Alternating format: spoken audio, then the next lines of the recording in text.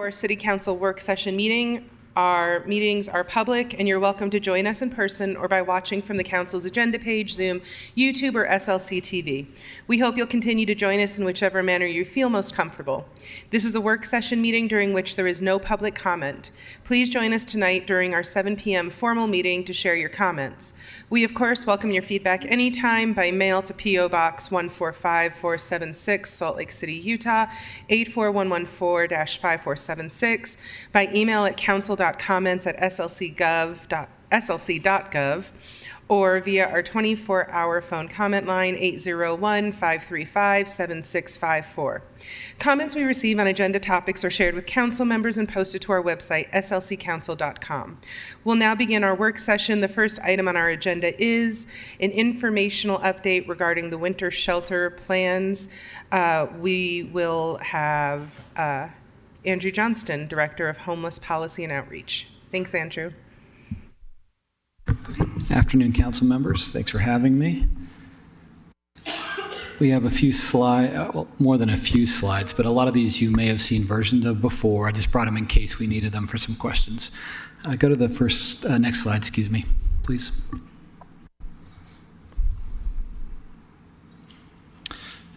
So this is the pretty typical slide we usually have. The Homeless Resource Center utilization number is including all current beds, including winter beds available.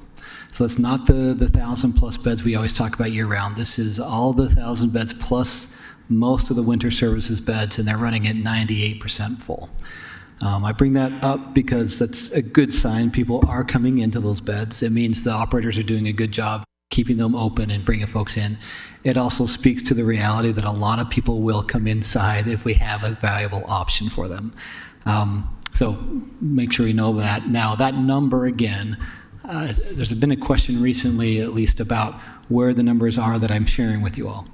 These are coming directly from the State Office of Homeless Services and their HIMSS database. So they're the ones sending it out. It's official numbers. I'm not taking these anywhere else, directly from the state. Now, the encampment impact mitigation and rapid intervention work for this week really focused around Victory Road, as you can see, and then the Jordan River, Liberty Park, and the S-line areas between Salt Lake and South Salt Lake. And then the point in time count is something we wanted to bring up for you all at this point because it's going to be here in about 2 months. So the January 29th date is incorrect. I apologize for that. We do the point in time every year, early the last week of January. So January 30th, 31st, and the 1st of February will be the annual point in time. We do need volunteers.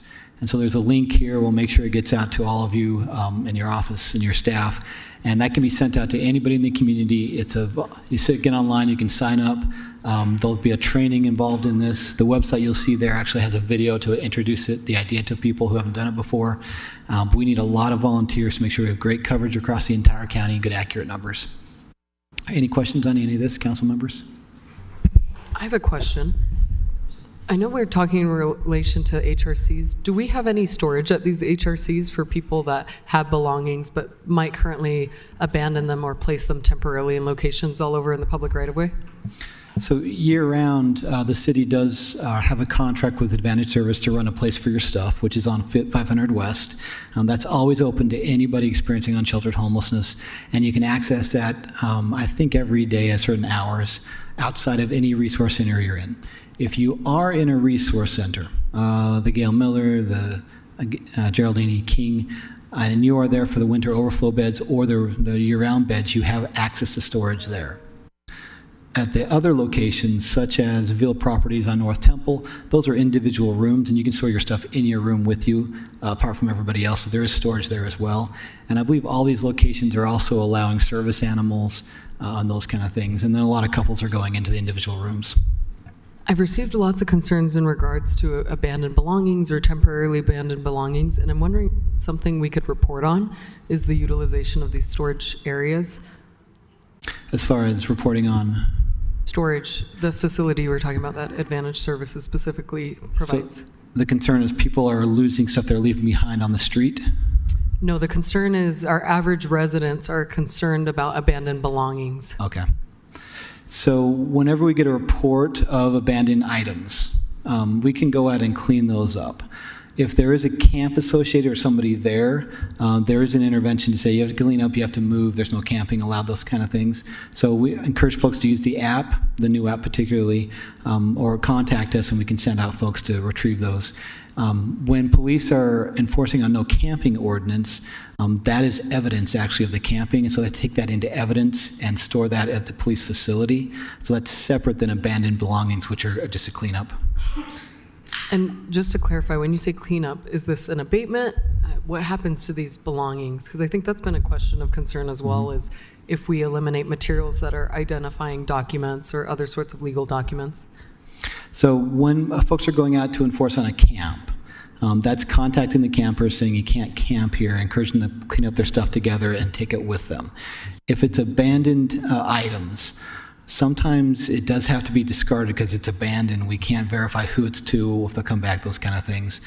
So there is some judgment call involved in that, which is why with the health department for the encampment impact mitigation work, the EIMs, there's notification posted by the health department saying we are going to clean this up. So folks have some warning for that. For the rapid intervention team, we also try and send out the outreach teams in advance as well, as much as we possibly can, and notify folks. It's not always perfect, obviously, but we try very hard. We have, and this will be my final comment, thank you for the time. I really want to know how many cleanups related to abandoned belongings, not the camps, just the abandoned belongings. You can drive up 400 South today on our Grand Boulevard and find piles that are wrapped up. It looks like people have temporarily left, maybe to access food or services, and they're leaving them in the public right-of-way. So I'm just wondering if there's a process that we can provide. I know we've provided storage facilities in the past. I want to know if this is being utilized. Yes, the storage is being utilized. The concern that often happens is how do you differentiate discarded items from folks leaving it there to come back later, from folks who intentionally leave it there because if it's theirs, it can't get, they have to take it with them. So what will often happen, I'll say this, is sometimes folks will have items, they can walk away and say, it's not mine. It may not be cleaned up so they can come back to it later on, so it's a really difficult situation to how to identify those things. Council, any additional questions? Next slide, please. We're going to skip ahead probably a few slides. Go 2 more slides ahead of this to the numbers, if you could. There's a chart. There we go. This is winter planned beds. So on the left and right, you'll see the overflow beds on the left and the code blue beds on the right. Those are just winter-only beds, not year-round beds. So each of those facilities has this many beds for the winter. West Valley, Geraldine and King, et cetera, down the micro units and youth and family beds in Ville facility. The Ville property is 1990 West North Temple. That will have 210 beds. It does not quite yet. They've got 48 people in there right now. They are ramping up probably 10 beds per day starting next week again when they can get back online.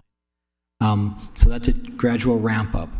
All of those, other than that, are open now, including the youth and family beds. So the 732 beds is in addition to the year-round beds at the very bottom. On the right are code blue beds in this county. You can see that most of those are located here in Salt Lake City. Those would be operational only on declared code blue days when it hits temperatures 18 degrees or below, including wind chill. We have not had a code blue in our county yet this year. I believe most, if not all, the other counties who are eligible in the state have had a code blue already. That is declared by the state of Utah, not locally. If that happens, then these beds on the right would be operational. 2 of them are at the churches downtown, the 85 and 85, and the others are flex beds within the current resource centers. That 250 capacity would be max on a code blue day. And so you can see the blue adds up to the big blue at the bottom, 982 beds. That will be the full winter-only capacity for the system, in addition to the 1,200 beds right below that. So for the wintertime, we could have over 2,000 beds available on the coldest days. Does that make sense? Okay. Any questions on the numbers? Council? I actually have some. So I'm concerned to see the micro units listed. Maybe I'm just confused about what we should be expecting out of the state as our partner. Because my understanding is that the state has deputized the county to come up with the emergency or the winter plan. And then if they can't by September, then all these preemptions go into place. Last year, I remember, wasn't it 600 beds that the state came up with? And this year, it's preserving the 200 in West Valley that are left over from last year. It's a preemption of 210 in my district without any ability for us to be notified or taken care of. And then the micro units that we had agreed with them that they would take over after we piloted are now being counted towards their winter total, but isn't the intention for it to be a long-standing program? It feels a little bit like there's double counting from our partners here, and I'm unsure of what to expect from them because this feels like really fuzzy math, and it feels like a dreadful underperformance, and I'm getting really nervous, especially as we're being cited in publications as the only place the new model could go, that I don't like this pattern of communication, and I feel like our constituents should be well aware that this math is not mathing in a way that can make us feel secure moving forward in a partnership. So there are other slides about the state process that's laid out in state statute. So the state process is not a county process. It lays out a task force that's geographically focused. So in our case, it's Salt Lake County boundaries. But the task force is not county authorities. It is mayors, public officials from other cities, staff members, a group that gets together and is tasked with finding other options. Now, it doesn't mean they have the ability to make this happen. What they can do is try and find voluntary options, cities voluntarily offering buildings, land, those kind of things, partners who already have these things or are willing to do it. And so a lot of that is very voluntary. They're also tasked with coming with funding. And they may not have funding, or at least enough for this. And so what happens is they'll present a plan. This year is a good example. The task group presents a plan to the State Office of Homeless Services, and whatever funding they are aware of that's there. Could be some state that they've heard about that's there, some local, whatever, private donors, all of that. And they present it as their plan. Before that, they have to compare that with what they presented in March, which was, here's the total number, which is why I put it up here. The seasonal goal was 900 beds. So their goal was 900, and they came forward with less than that this year. So all they could find was, this is what they could find, right? And so they presented that, and the state office looked at it and said, this is not sufficient. So it's not in compliance. At that point, the state now has new legal authority to come in and find other options that are not dependent on local volunteerism. So in our case, it means they can supersede our zoning if they find a location that somebody's willing to do. And they can figure out other funding options as well. And that's pretty common, actually. The last couple of years, the state's done that. Oftentimes, they'll be able to locate, in this case, a Ville property and say, we can use that temporarily. Here's the protocols. Here's how we're going to do that. It might take a little longer to get open, but that's how they come across doing it. So the task force itself does its best to find enough beds, but they just couldn't do it. And the state had some other abilities that they didn't have to make this happen. So it's complicated, it's difficult. It's not necessarily one entity is responsible at the end of the day, or at least to present the plan and make it happen. The state then has to come in and do it themselves in some ways with some help. So this is always cobbled together. The funding is cobbled together. There's a lot of funding sources. A fair amount of it is actually pulled back from old contracts over the year. So they may not even know the funding until you get into September every year about what's happened the previous fiscal year. So this is probably not the way any of us would choose to set this up ideally. It's what's come together over time and what's realistic to do. So to your point, it does mean that we're always at risk of not hitting the goal or at risk of not having enough beds. And there's a real risk sometimes we won't have the money even to do this. It's that sort of tenuous across this plan. A lot of the desire for year-round or a campus model or year-round dispersed model beds is to avoid this whole process completely and have more consistency month over month, year over year. So you don't have to go through this process every year, whether you're us or Davis County or Utah County or whatever you are. So you can see why that's very desirable for all of us and for the providers and for the unsheltered community because it's reliable. In this model, if I'm out on the street, I may not know it's a code blue day. And people try and get out and tell everybody, you may have a sense how cold it is. But until it happens a few times, I don't know where I'm going to go that night and when I'm going to get there, how I'm going to get there. So this is clearly not the best model, but it's sort of a good triage model until we can get to a longer-term solution. But there still isn't enough money in the system no matter what we're doing. So we're still dreadfully, whether it's seeking out a public-private partnership or allocating. We're only reporting here on Salt Lake City places. We're not reporting on what's happening in Midvale and in South Salt Lake, which are also absorbing blows because they're under a flex mandate as well. So on here, you do have West Valley represented, South Salt Lake represented. That's the whole county system right now. Okay, sorry. Okay. So, okay, thank you. So what we're observing here is out of this, then the great majority is being absorbed by our city without adequate funding to provide the services. So we are, in fact, as a city, shouldering a not insignificant burden, both physically but also financially, to help with the solution. I think it's safe to say the majority of the beds are in Salt Lake City this year. The funding is probably a little more complex than I could present here. But to your point, we do have about $10 million a year of ongoing funding statewide for the need, which is not the need. Adequate. Everything else funding-wise is one-time grants, private, a variety of options that come in. And Wayne Niederhauser in his office has been working for a couple of years now to figure out an ongoing funding stream that would be dedicated to this and reliable, but it's not there yet, to your point. Thank you, Andrew. This is just something that gets written about a lot in the newspaper, and I think for any constituents tuning in or anyone who cares to report out, a more comprehensive picture of what's going on might be helpful as we all move together to solve this humanitarian crisis. I think to your point, Council Member, it is important to say that as a city, we have tried to be very open and work with the partners of the state and other cities and the providers to offer what we have available at the time. And we've done this for several years now in the wintertime. Multiple years we've hosted the majority of the beds for the winter services. So we are being a very good partner with the Office of Homeless Services, with the private providers. We're doing everything we possibly can within our means to assist the system. So I want to make sure people are aware of that we are trying to solve it with everybody else involved, but it can't just be us, to your point. Councilmember Pui? Thank you, Madam Chair.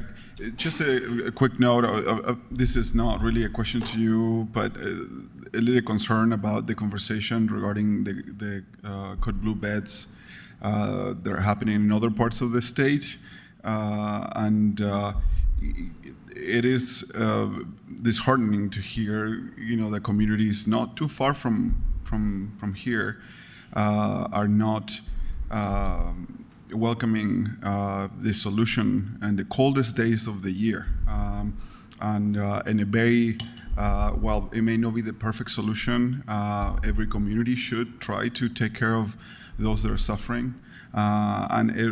Reading the news, they're happening mostly in Davis County.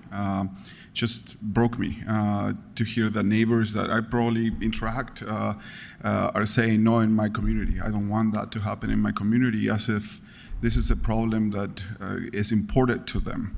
I was just saddened to hear that communities are pushing against code blue beds, in the coldest days of the year, when local churches are willing to help out and going out of their way to oppose a solution to help those that need a place to stay. So I guess maybe I turn this into a question, or maybe I give you an out from that, but what will you say to the neighbors that are worried about, maybe in our community, but maybe someone else that are worried about code blue beds and what has shown in our experience in Salt Lake when we hosted similar winter shelters? What is shown in our community? What do they do? What are the impacts? Well, Council Member, it's always tricky to give advice to anybody about these things. I can clearly understand a trepidation or a fear of the unknown. If you've never worked in this realm before, if all you're seeing are media reports and pictures of folks on the street, generally those are chosen specifically for the shock factor. So my impression, if I haven't experienced that before, is that is homelessness, and that's a little fearful. Or they may have some experience with a family member who's gone through addiction issues or mental health issues, and that's their experience with homelessness. So it's understandable. And our experience has been that when it's 18 degrees Fahrenheit outside or lower, it's windy, it's cold, it's wet, it is hard to say no to people. And our providers for a number of years have said yes repeatedly, even when it was. And our providers now have great experiences with Code Blue in the sense that they'd like it to be all day long, but when they open up at 7 p.m., they fill up quickly. And when people come in my experience working in those locations, they're quiet, they're respectful, they're tired, they really want to sleep, they want a little bit of food, and we've offered that in our locations before. They know the bathroom. It's really, if you go and experience a Code Blue location those nights, it's really heartening to see people with basic needs being taken care of and so how responsive and thankful they are. Once in a while, there's somebody who has an emotional outburst or is struggling with a hard day that day, and we work through it with them. But vast majority of people, in my experience, are just thankful to have a safe place inside and grateful, and they want to help out as much as they can. So I think the fear sometimes takes a hold too much of folks without experiencing it, and we would welcome folks from anywhere, even outside our county, to come and volunteer. There's no geographic boundary to volunteering. If you want to experience and see what it's like, come on down, sign up online. We just shared that with folks and do that. I think there's also a question perhaps in there about this winter services process for the state is not the greatest process. It relies on a lot of factors that don't exist in other counties the same way they do here. And a lot of counties don't have the experience in how do you pull together public officials in this way. If you don't have a strong mayor form of government, you may not have a mayor who can sort of represent you. You may not have the experience in how do you do transportation, and it's fearful. We can find all solutions to all those things. And we have over the years figured out how to take care of transportation and healthcare and things.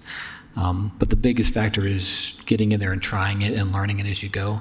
And we've had good experience doing that over time. And we can share a lot of good experience from this county about things to avoid, to not make the same mistakes we did in the past. Thank you. Thank you for going a little deeper with that than you usually do. We appreciate you always entertaining our spontaneous questions. Thank you, Andrew. All right, with that, I'm going to apologize to everyone who's here who isn't involved in this, but we're going to enter into a brief closed session. Council, I will look for a motion to enter into closed session for the purpose of receiving advice from council. Madam Chair, I move that we go into closed session for the purpose of receiving advice of council. Second. I have a motion from Councilmember Wharton and a second from Lopez Chavez. Any questions or comments? I'll roll call. Mono? Yes. Hui? Yes. Wharton? Yes. Lopez Chavez? Aye. Dugan? Yes. Young? Aye.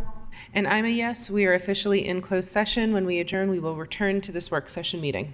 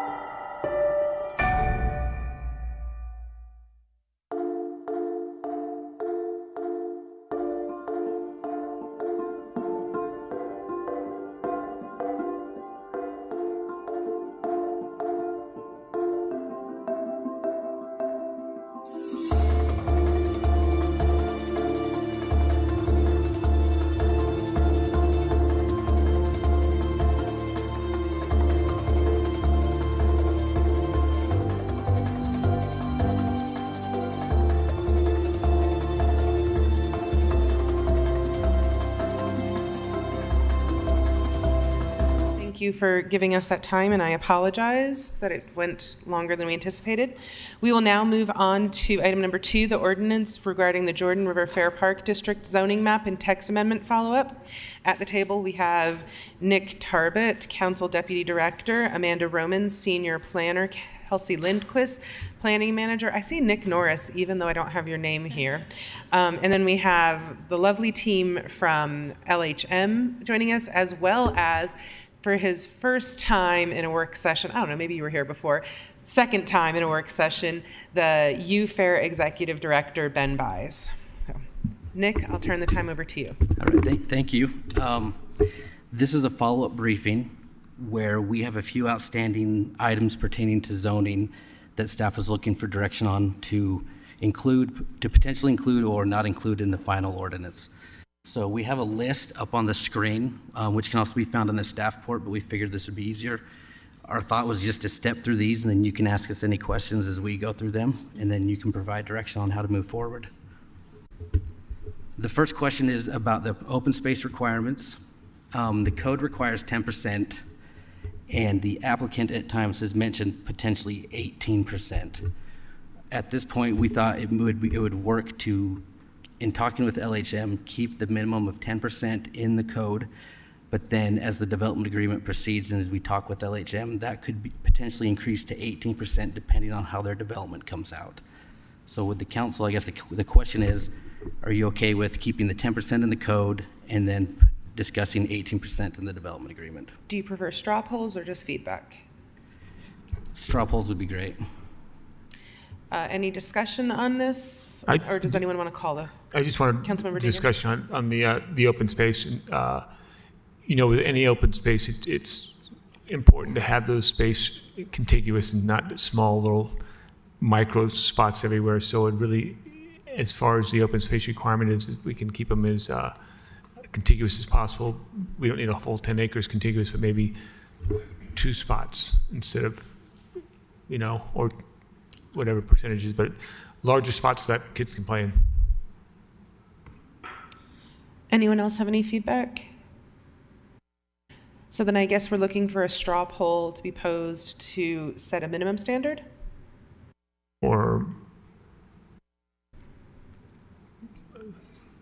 Chairs may not may not pose the straw polls. Councilwoman Young, I can't see your box. If you have a question, just feel free to chime in. I propose a straw poll that we go with the applicant's intended 18% as the starting point.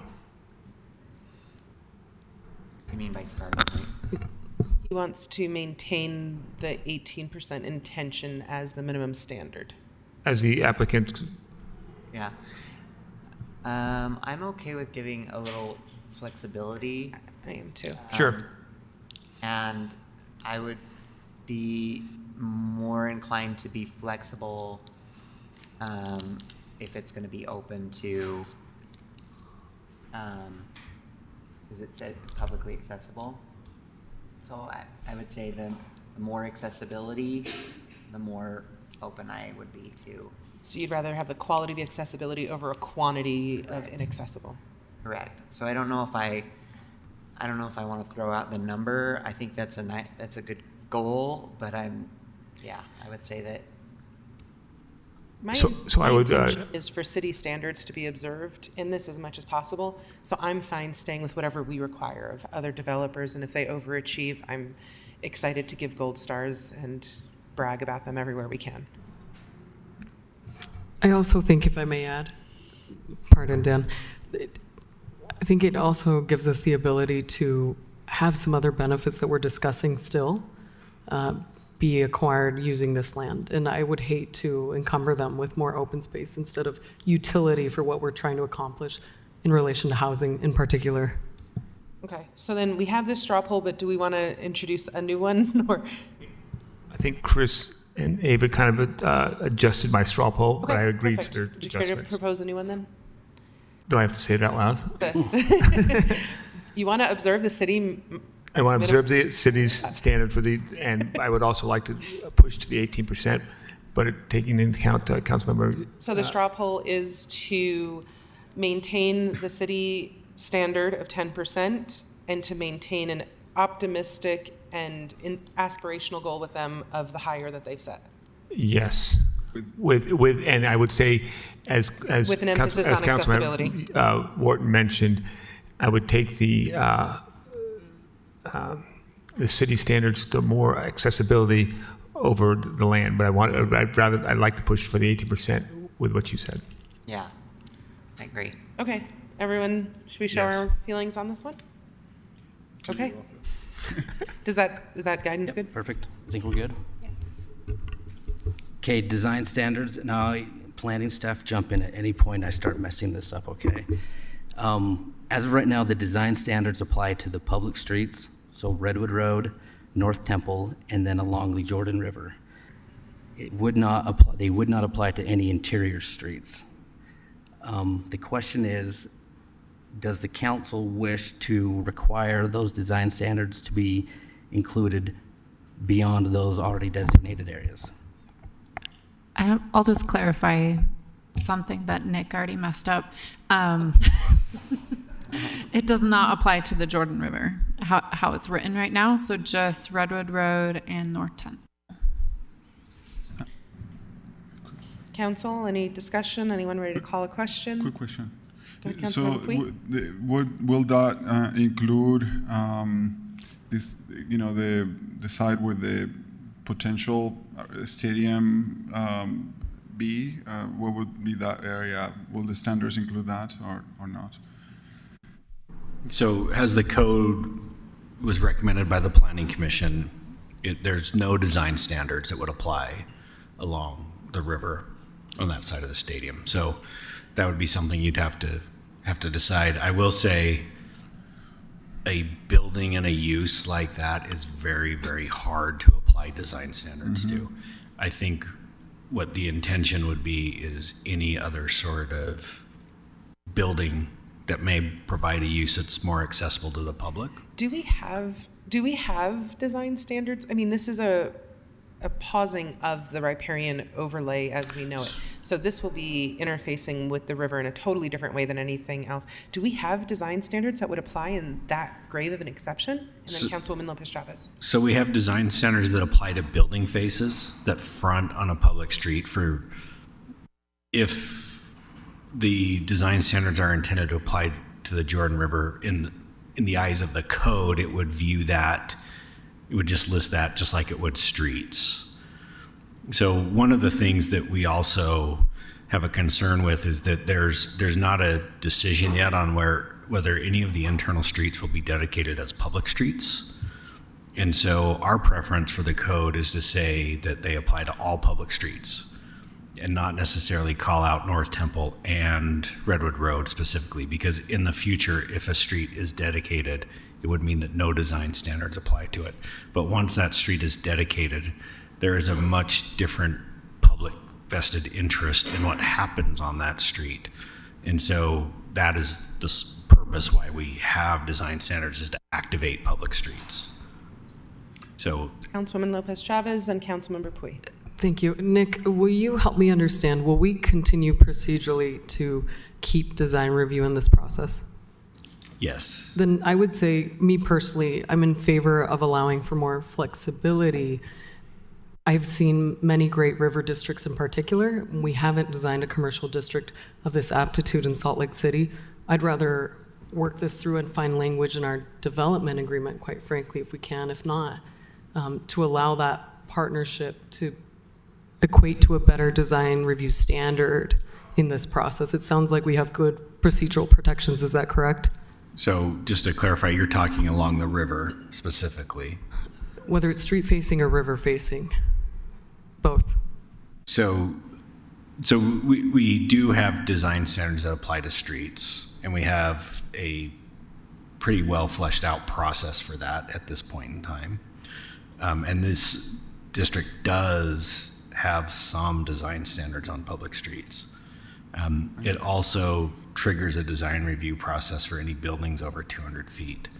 And so those things really should be in the code versus a development agreement. We prefer them in the code because it's easier for us to operate through the code than it is through a development agreement. Councilmember Pui. So to this question, I don't know if there is more discussion on this, but I would like to propose a straw poll that would require design standards for public accessible streets. Is that the term they use? Yes. Just public streets. Public in general. streets. Sorry, not accessible. Remove the word accessible. Public streets. And I would like to remove the Jordan River from that. So that's my straw poll.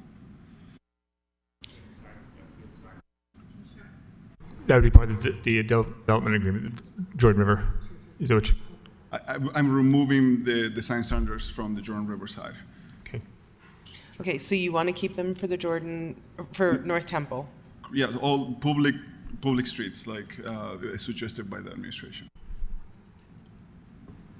Okay. Not name them by name, but just public streets.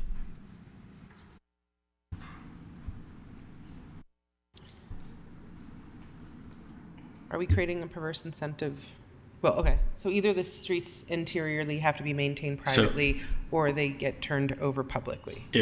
At what point do streets get turned over to municipalities? So that's at their discretion, usually done through the subdivision process. So then any streets wouldn't be turned over to us until after the development but it would protect our code. So it happens in two ways. So when somebody comes in to subdivide property, there's typically especially this large, there's going to be some street.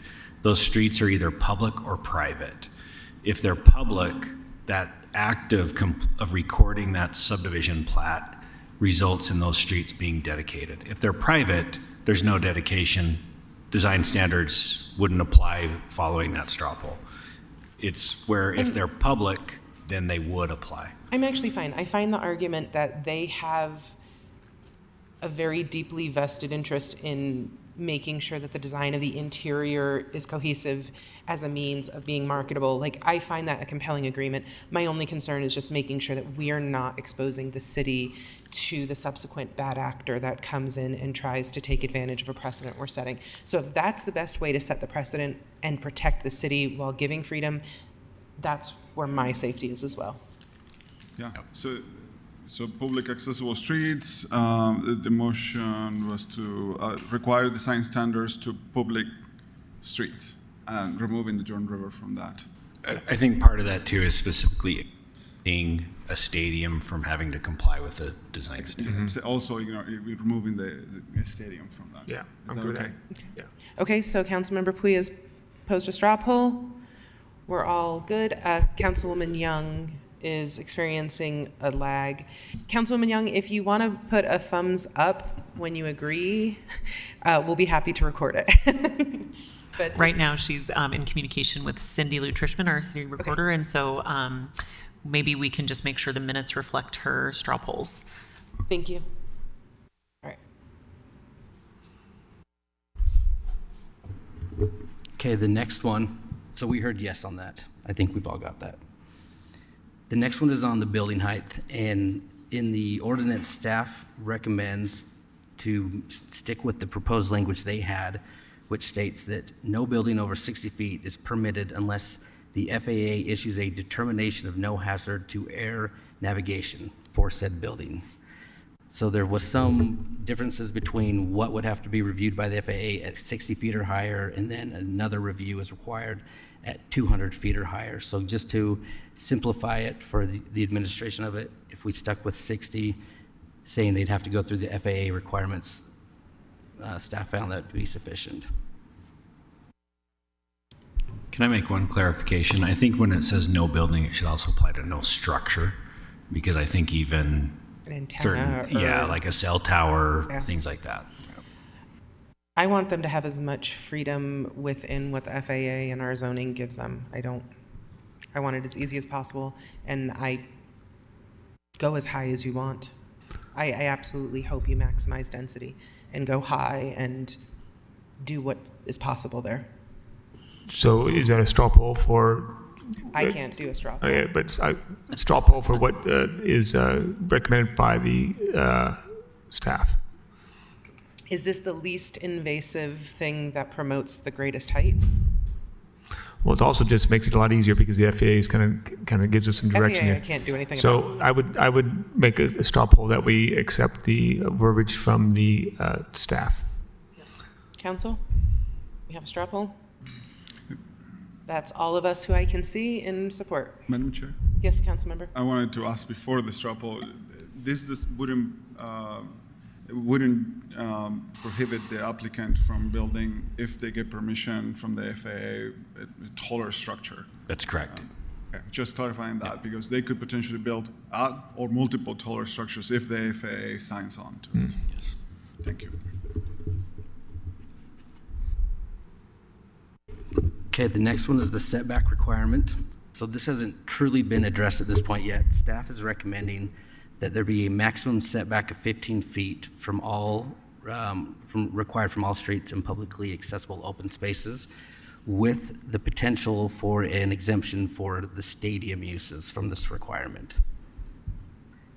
I think as you learned LHM had made us aware that stadiums have to be set back a certain distance for safety designs, homeland security. Yeah, I type actually don't want us to requirements. deregulate that. I'm fine with that. Okay. Anyone have any strong feelings on the other stuff? You good? Do we need to straw poll the other part? Just the stadium is the only part you need? Exempting stadiums from the 15 feet maximum. Do you guys have what you need? Okay.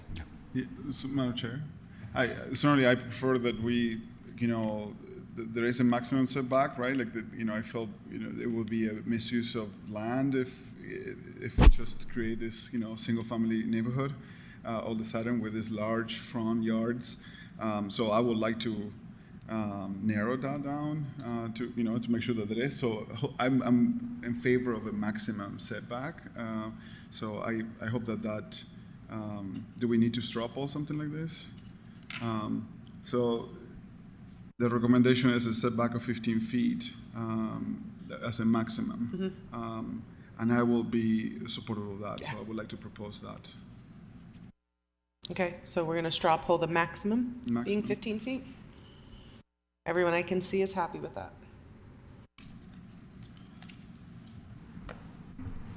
All right. Number 5 is building height and walkways. The Planning Commission added a condition that mid-block walkways associated with additional building height, so buildings over 200 feet, need to have a minimum width of 15 feet. The 15 feet is the minimum for any mid-block walkways in code.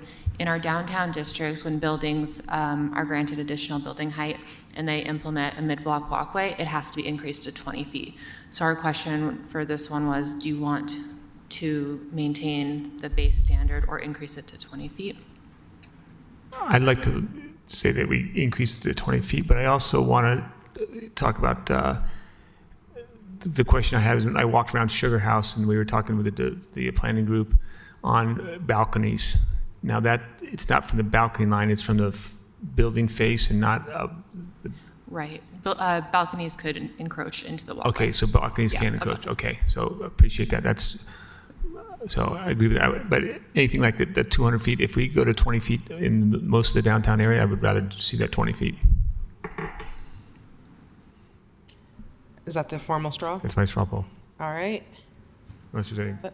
Ready? Everyone?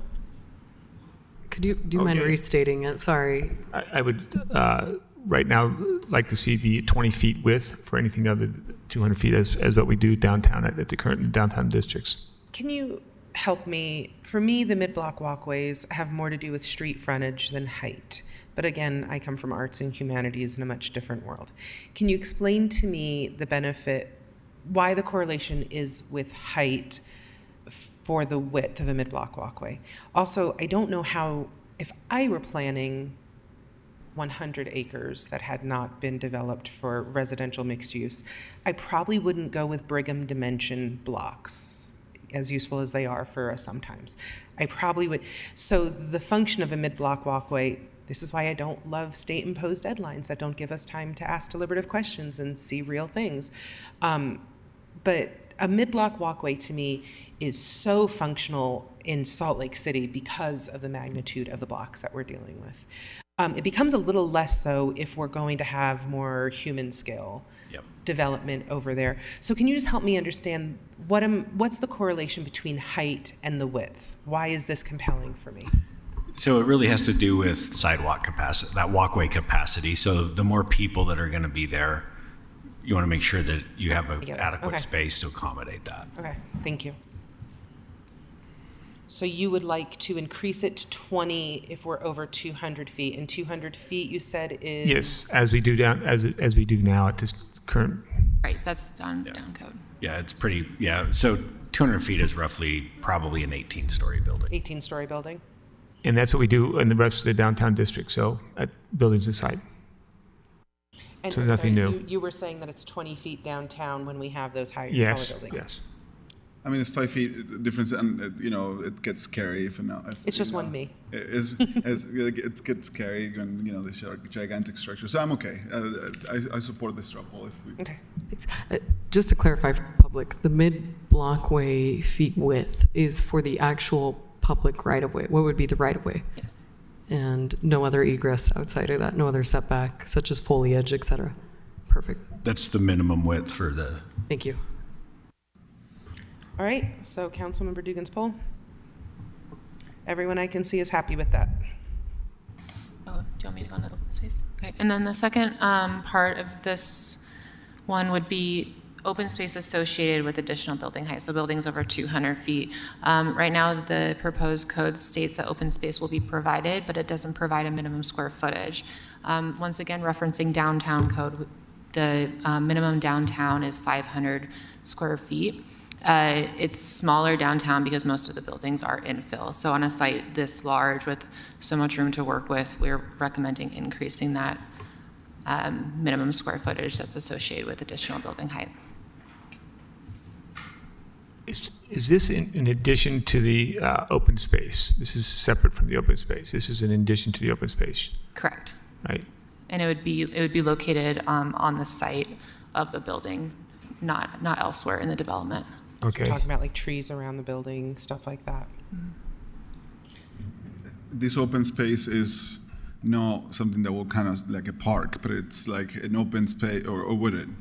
Yeah, in downtown, it's typically privately owned but publicly accessible. It doesn't necessarily have to be publicly accessible all the time, but yeah, and the intent behind it is for those larger buildings to have some outdoor space, again, primarily for the building occupants. That makes sense. And would the amount of square footage gain on this count towards the first of the straw polls or not? It wouldn't.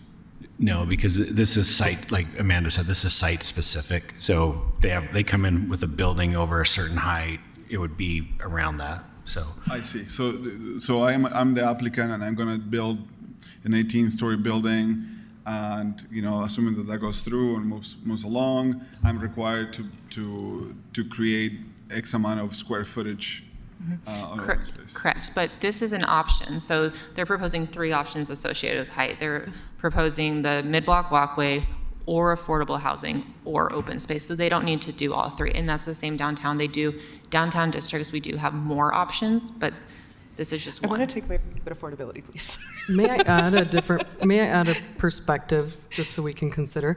In downtown, knowing there's these micro spaces, if you will, there is a lot of, how do I say, this is an equation where there could be disorder, and I'd rather us utilize the space in a way that's utilitarian, it has great design, and it has purpose and intent for use. I think I lean more on the perspective of not requiring it, but having that malleability and flexibility in this. As a menu, kind of. And so I just wanted to provide that insight. I think I see this all the time in downtown, and it's oftentimes misused space, quite frankly. Okay. Yeah. And I have lived in cities where you have building, and it's actually horrendous too, that there are no places where you can actually take a seat or and enjoy, and even in downtown some of them are kind of scary, and I see what you're talking about, but there are some of them that are like also like hidden gems of little mini, almost they feel like mini pocket parks that you will not know if you're not walking around and discovering them. I think it will be a missed opportunity not to require or not May to I just repeat add that. this?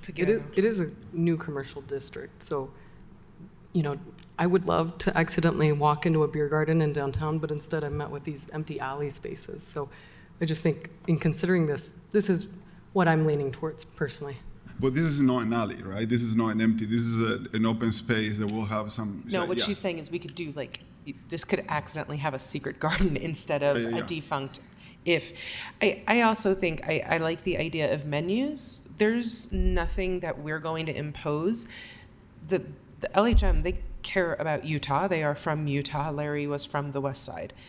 They understand how intricately their reputation, they want to do right. So for me, giving them some options that say this conforms to the city's goals and aspirations, and you using your best judgment, using what we know to be the best practices of modern planning and city urbanized development, go do this, and I want you to go high. So giving them some optionality within best practices, within our visions, within what they are going to do to protect the legacy of the people they love, I think those are pretty good safeguards if we give them a menu of options. So the question on the table is, do we want 500 feet, or would we like to see more? And if we want more, back at the planning saying, what would be a good number? Because to me, 500 square feet, I can't conceptualize on a building front compared to 1,000 square feet. It's really small. It's a bedroom, right? Yeah, I know. Yeah, it's a small, right. Well, it's a small apartment. Right. The Sorry, micro units on North Temple are only Too soon, 400 square Dan. feet. Too Sorry. soon. Some of us live in those apartments. So You can my store a lot daughter of has a stuff in them. 500 square foot apartment in DC. So it's an apartment. Yeah, It's not a bedroom. I'd say it's a pretty sizable bedroom. A pretty sizable bedroom. Yeah, but if you think about it, it could be even like a 10-foot wide by 50-foot wide space. Right. So sometimes strip that of could green be that goes all the way the front of the building. It could be on the side. I'm not good enough at the math to figure out if it's I would 20 just- by I think- 25 or something like that as well. But I can understand 500 square feet and an infill, but this not being an infill, and we have the other mid-block stuff, I could see going larger than that, but I'm not sure if it's 1,000 is the right number or 2,000. yeah. Council, I think we've probably dissected this enough. Are you ready to straw poll? Yeah? Again, I can't propose a straw poll, so thank you, Councilmember Dugan, for doing was the my straw- lion's share of work on the That was my straw polls. poll. Going back to the planning commission, planning Going to staff recommendations. staff recommendations on something more than 500 square feet. Everyone, we good with this? We have 4 in approval, 1 ambivalent, and 1 absent. Just to clarify, more than 500 square feet? Yes. Okay. Oh, wait, you said more than 500?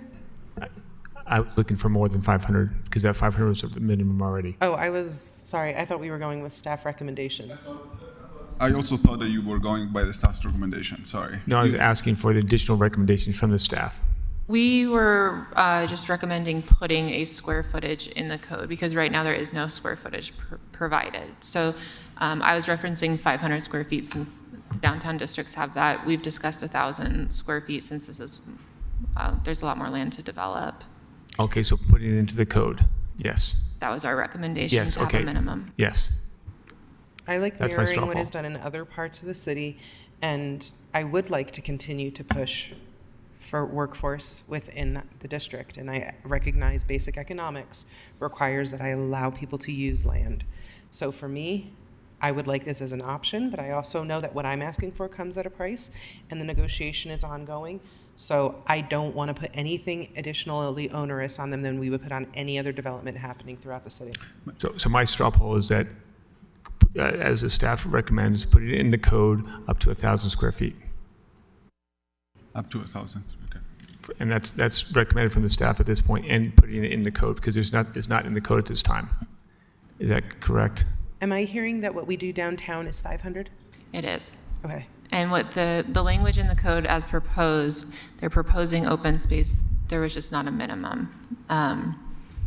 But if we don't want to put a minimum and let them, decide on the square footage, be more flexible.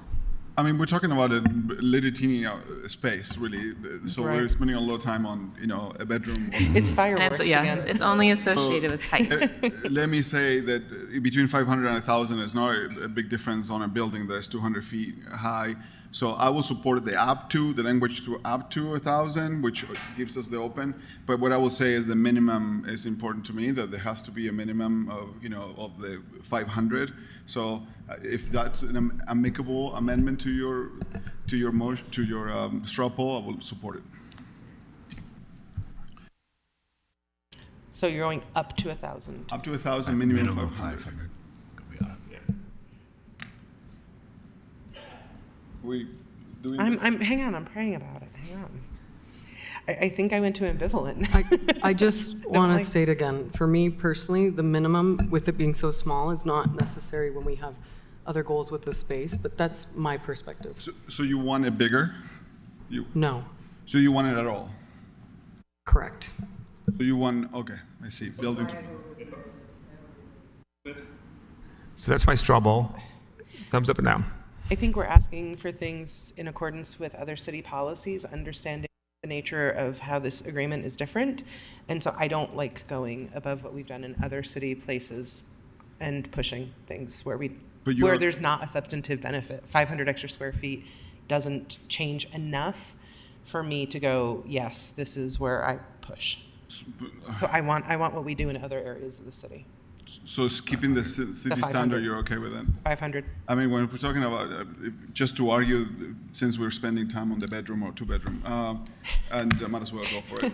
It's a full third of if my we're house, talking about- Alejandro. If we're talking about safety issues, usually smaller, more the smaller spaces are harder to activate and whatnot. But certainly, I will support. If are you still making an amendment? That's my straw poll. I'll leave my straw poll at this time. Let's vote on it. Thumbs up or down. Do you want to go up to Up to 1,000? 1,000, yes. That's my straw poll. Okay, then I'm here. Okay, that's fine. Okay. So the straw poll fails, right? Well, We haven't voted yet. Can we do like a real vote, Real? Okay, let's go. Ready? We're going to vote now. Now we have all the clarifications. Well, we have a Not vote, councilmember, prop poll, sorry. that needs to be cut up. Yeah, I just need you to at least restate it. Or I can just You're vote. killing me, Smalls. Okay. Can we, No. Chair, can So we here's what's- please get clarifying language and vote? Okay, so the concept is, in order to give additional height, one of the possible things we would get in return is increased open space. Not a park, but we're talking like the green strips that would go around a building kind of concept. In other areas, we do 500 square feet in the downtown corridor, but because this isn't an infill project where we're trying to squeeze it in, there's an opportunity that we might want to increase that to around 1,000. So the current straw poll, as presented by Councilmember Pui, as presented by Dugan with modification by Pui, is to set the standard between 5 and 1,000 square feet. The counter argument is that we should be doing city standards across the board since we're asking for things that are city standard in other places. The planning department is suggesting 1,000. So Dan's straw poll is to allow extra height with the possibility of adding 500 to 1,000 square feet as one of the options, correct? Yes, because that's, The mechanism. and that's, put it in the code. Do you want to, the way that's worded is it would cap it at 1,000. It would cap it at 1,000, but it would no. I don't know if that's what your intent is, but Well, I would rather be more all than you- 5,000. I all would you like need to do is establish what the minimum number is. That's it. Okay, so then the minimum number is 500 because there's not enough above that. I'm going to stick with the 500 as the minimum number. And again, confirming that's what we do downtown. Okay. Fine. There are 5 in support, 1 ambivalent, and 1 online. She supports. Okay, so 6 support. Sorry, that was definitely the fireworks of Yeah, this that was session. good. We spent a lot of time on 1 bedroom. We have one more to get through. Let's go. This is pertaining to the land uses. The applicant has asked for some type of flex space definition be included. The council directed us to work on that. They've provided one that planning staff is okay with. It's on the board. However, planning staff prefers that this would go in the development agreement rather than the code at this time. Is there a note on it for us to read along with? Scott, can you scroll down one more? Okay. So the straw poll would be, do you support this definition and this use? If so, can it go in the development agreement? Can you tell me, this feels analogous to the work that we did in the North Point area? Does it track closely to that with how we're defining flex use? Not so much there as it does in other areas. So we have a number of like retail uses where there's things like assembly and production and things like that. And, you know, some obvious examples which come up all the time is like a jewelry maker, right? They're fabricating that stuff there. A local ski manufacturer is considered by our code retail sales, even though they're actually assembling and pressing and making those skis in the same spot. We call it retail. So what we're concerned with is if we add this use of flex space and it's only in this Jordan River zone, it suddenly makes a more restrictive use for those types of retail uses, because it would have to be a flex space in those other zones as well.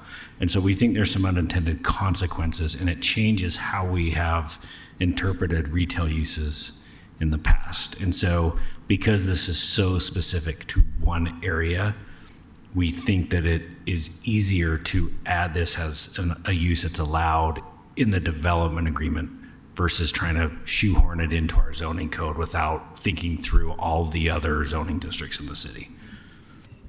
If that works for the applicant, I have no problem. These are economically mobile jobs for my neighbors. I like this. Not just food and beverage in the district. I like this. Councilmember. Yeah, I'll propose a straw poll that we address this in the development agreement, not through the zoning. Everyone? Development agreement? Everyone I can see approves.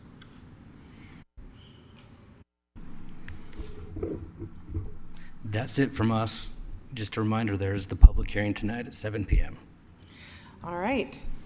Thank you, everyone, for being here with us. Thank you for humoring us while we talked about blades of grass for longer than we should have. But we're going to get this right for our constituents, so sorry, not sorry. Thank you for being good partners who are willing to sit through this with us. All right, we are way behind schedule, so let's go Power Rangers. We are now going to turn to item number 3, a zoning map amendment at 333 West, 700 South. Brian Fulmer, Council Policy Analyst, is at the table, joining with Andy Hulka, Principal Planner, and John Anderson, Planning Manager. Brian, I will turn the time over to you.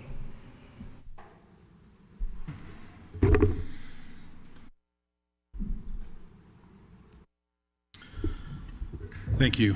This is a proposal to amend the zoning map for the approximately half-acre parcel at the address you mentioned in Council District 4. It currently is split zone between general commercial and D2, which is the downtown support district. The applicant would like to rezone the general commercial portion to D2, so the entire parcel is in one district. I believe the applicant is with us and available to answer questions, but they don't have a presentation. And I'll turn it over to Andy. All right, thank you, Council. I'll be your planner today, going over the zoning map amendment 333 West, 700 South. Next slide, please. So you can see the proposal on the screen as described. The parcel is currently split zoned, portion in the D2 Downtown Support District and the remainder in the General Commercial CG zoning district. So the proposal would just make the whole parcel all the same zone, D2. Next slide, please. To orient you to the site, we've got an aerial view. So this is at the corner of 700 South and Kilby Court. You can see the street view on the image. It's currently a warehouse space, kind of used for studio and office space currently. Next slide, please.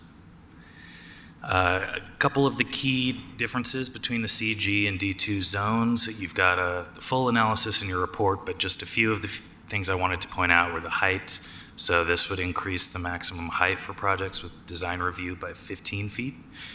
It would introduce new design standards, so requirements for things like building materials, glass, screening of mechanical equipment, that sort of thing would apply. It would reduce the parking, going from a general context to an urban center context, and then the land uses would change as well. CG has a pretty wide variety of commercial uses that are allowed, so some of those more intense uses would no longer be allowed in the D2, things like animal or vehicle-related commercial uses, but both zones do allow multifamily and mixed use.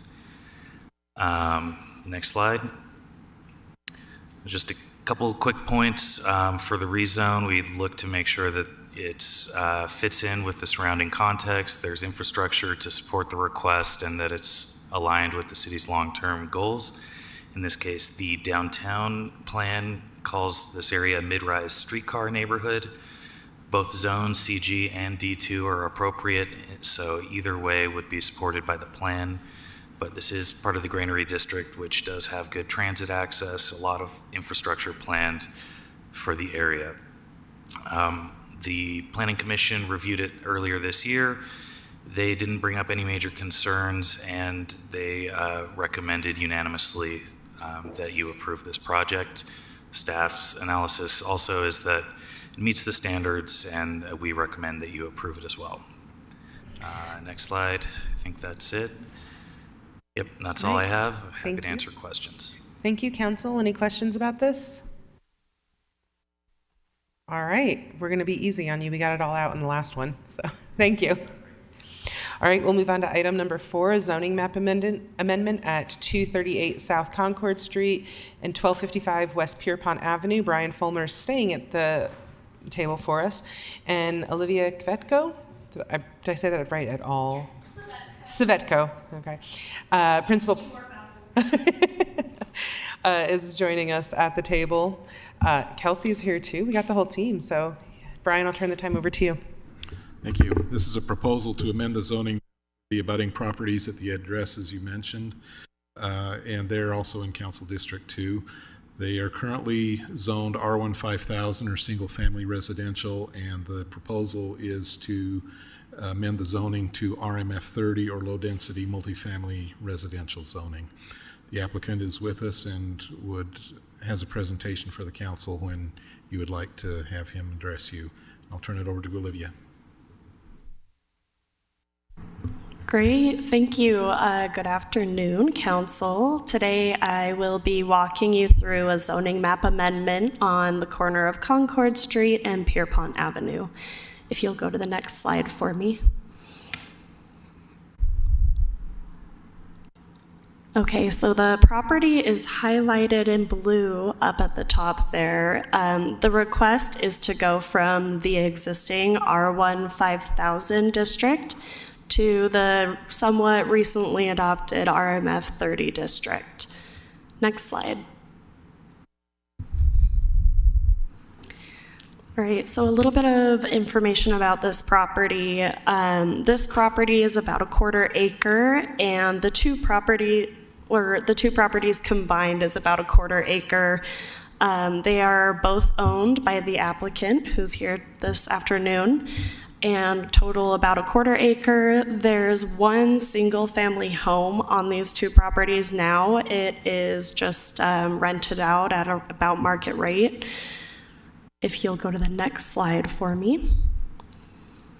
As Andy mentioned, just barely, as part of our process, we look at the surrounding master plans to see what is desired for this area, what infrastructure is in place. The West Side plan presides over this property, and the request to move from R1 5000 to RMF 30 is consistent with the West Side Master Plan's goals of infill on underutilized properties and increasing housing options near these neighborhood nodes, which you can see on the map. This is pretty close to a neighborhood node, about 2 or 3 blocks away. Next slide. The biggest difference in these two zoning districts is that the R1 5000 zone allows single-family dwellings and requires 5,000 square feet per lot, and the RMF 30 district allows a variety of different housing types, such as single-family, two-family, cottage development, row houses, and even multifamily. Under the current zoning, the applicant could build 2 single-family homes with ADUs, accessory dwelling units, or if taking advantage of our affordable housing incentive, could build a 4-plex on each property for 8 total units. Under the new, the requested zoning, RMF 30, the applicant would be able to build about 5 new units for most of these different building types without utilizing any incentives. Next slide. Oh, and that is all I have. Thank you. Thank you. Council, any questions, comments, concerns? Thanks for bringing this forward. I think this is what we were hoping when we approved the RMF 30 zoning, is this kind of change. So, thank you. Yeah. Would you, and tell us your name for the I'm record. Anthony Wright, the property owner. I just want to say we've been looking to redo something on this property for a long time, and I've been following your guys' work really closely. I think the RMF 30 zone is greatly needed, and I was super excited to see it come through. I think it's going to allow for a lot of cool infill development throughout the city to address that missing middle, so thanks for doing it. Madam Chair. Yes, sir. Do you have any price point that you're thinking on these units? Nothing locked in stone, but the goal is to keep them really affordable. They're going to be smaller, under 1,000 square feet, a lot of them, but still try to have 3 bedrooms, so family size. Yeah, I think it will be not only a huge deal for the housing stock, but it's a huge deal for that area too, because we need some more houses in that area. So thank you. And in addition to that, I'm also in the process of doing a CIP application to clean up that place we talked about on the riverbank. Yeah. Thank you so much. All right. With that, family, we're almost back on time. Like, we were 45 minutes behind, and now we're just like 25. All right, I will invite Austin Kimmel, Council Policy Analyst, Roberta Reichelt, Director of Business Development, and William Wright, Economic Development Project Manager, to talk to us about the Economic Development Loan Funds. Thanks, council members. These are 2 Economic Development Loan Fund, or EDLF, loan requests. The first would be to GK Folks Foundation, a nonprofit that provides mental health, educational, and business resources for African immigrants and refugees. The EDLF Loan Committee recommends the council approve a $250,000 loan at a 9.5% fixed interest rate over 7 years. The loan would help create 2 new jobs in the next year and retain 1 existing job. It would also help pay for renovation, working capital, equipment, furniture and fixtures, and will help fund a community event center. With that, I will now turn it over to Economic Development. Thank you. Oh, that's loud. Yeah, so council, just wanted to thank you. Really excited to present this loan request from GK Folks. We really are fans of the work that they do, and we're excited that they came to us with this request.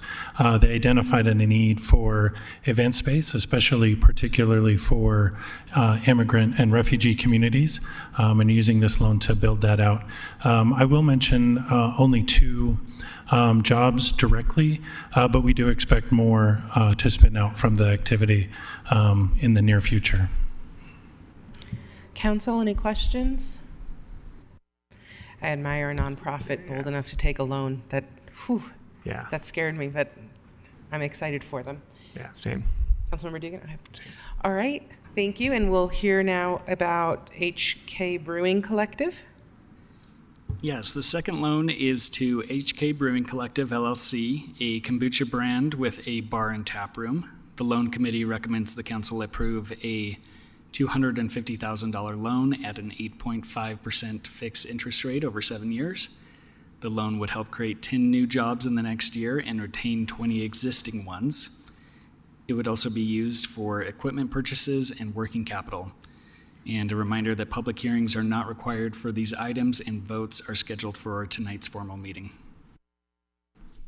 Yeah. And I'll turn it over to Roberta. Thanks, Austin. Council members, thank you for having us here. if you'll indulge me for a minute, I want to tell the background and story on this business so you can better understand the impact this program has on our community. When we took over the loan program in 2020, we did our first loan in the middle of COVID with HK Brewing, Hans Kombucha. As you guys know, there was a woman-owned business who started brewing kombucha out of her dormitory room, and they moved into Square Kitchen to start their business. In 2020, they were ready to grow into their own brick and mortar, and they landed in a great space in the ballpark. Fast forward 4 years from then, they expanded in that location, so now they're taking up 2 retail spaces. They got their liquor license, so they've moved into the hard kombucha business, and they continue to grow their kombucha brand. Now we're issuing a loan to HK Brewing Collective, and Hans Kombucha is just one of the entities, DBAs under HK Brewing. So these 2 women that have grown their business now are looking to get additional financing to hire staff to be able to do some of the work that they've been doing every day since they started. And so they're really able to focus on the larger picture of growing their business. So really great story, anchoring the ballpark community. They're incredibly involved in the community. They host a lot of community events. And they give back a lot. And so they're an incredible business. And I will say that them coming back to us for their second loan also speaks to the tight lending environment that we're in. We're seeing an unprecedented amount of applications for the EDLF because financing is really tight for small business lending. So just wanted to give you a little bit more information on that. Thank you. Council? Quick question, Madam Chair. Councilmember Pui? So this is the second time you said that they came for a loan. Is the first one is obviously in good standing still? Yep. And how long until that one matures? 2020 is when they issued it, so in 3 years it will, and they've never missed a payment. So, and their collective amount that they have left plus this is under the 350 threshold that we have for expanding businesses. Yeah, thank you. I mean, you seem to be doing an incredible job helping these businesses. Yeah. I love that the loan fund is being used this way, and especially with a repeat customer. Can you just explain to me, are they coming back because they can't get traditional funding methods, or do we provide a lower interest rate and so it benefits them? Our interest rates are pretty much in line with what we're seeing from SBA, and they're higher than banks. But most of our borrowers can't get access to the bank loans. Even SBA has opened up drastically during COVID and has really tightened back, and that's why we're seeing some of these businesses that we would want to be financeable for an SBA loan not there yet. My guess is that this business will be qualified probably soon, and what they would probably do if they can get a better rate there, they would pay off our loan and refinance with the SBA. That's an ideal situation for us. But yeah, it is still really tight. Yeah, I love that we're filling a gap that the SBA leaves behind. That feels efficient and effective. Yeah. All right, thank you so much for your time. Thank you. Thank you for having us. All right, Council, we're at the point now where we're taking a break. We were supposed to come back at 4:25. My proposal is that we come back at 4:35. Is that a decent enough break for us? That's 16 minutes. Does that work? All right, 4:35, be back, and we'll resume.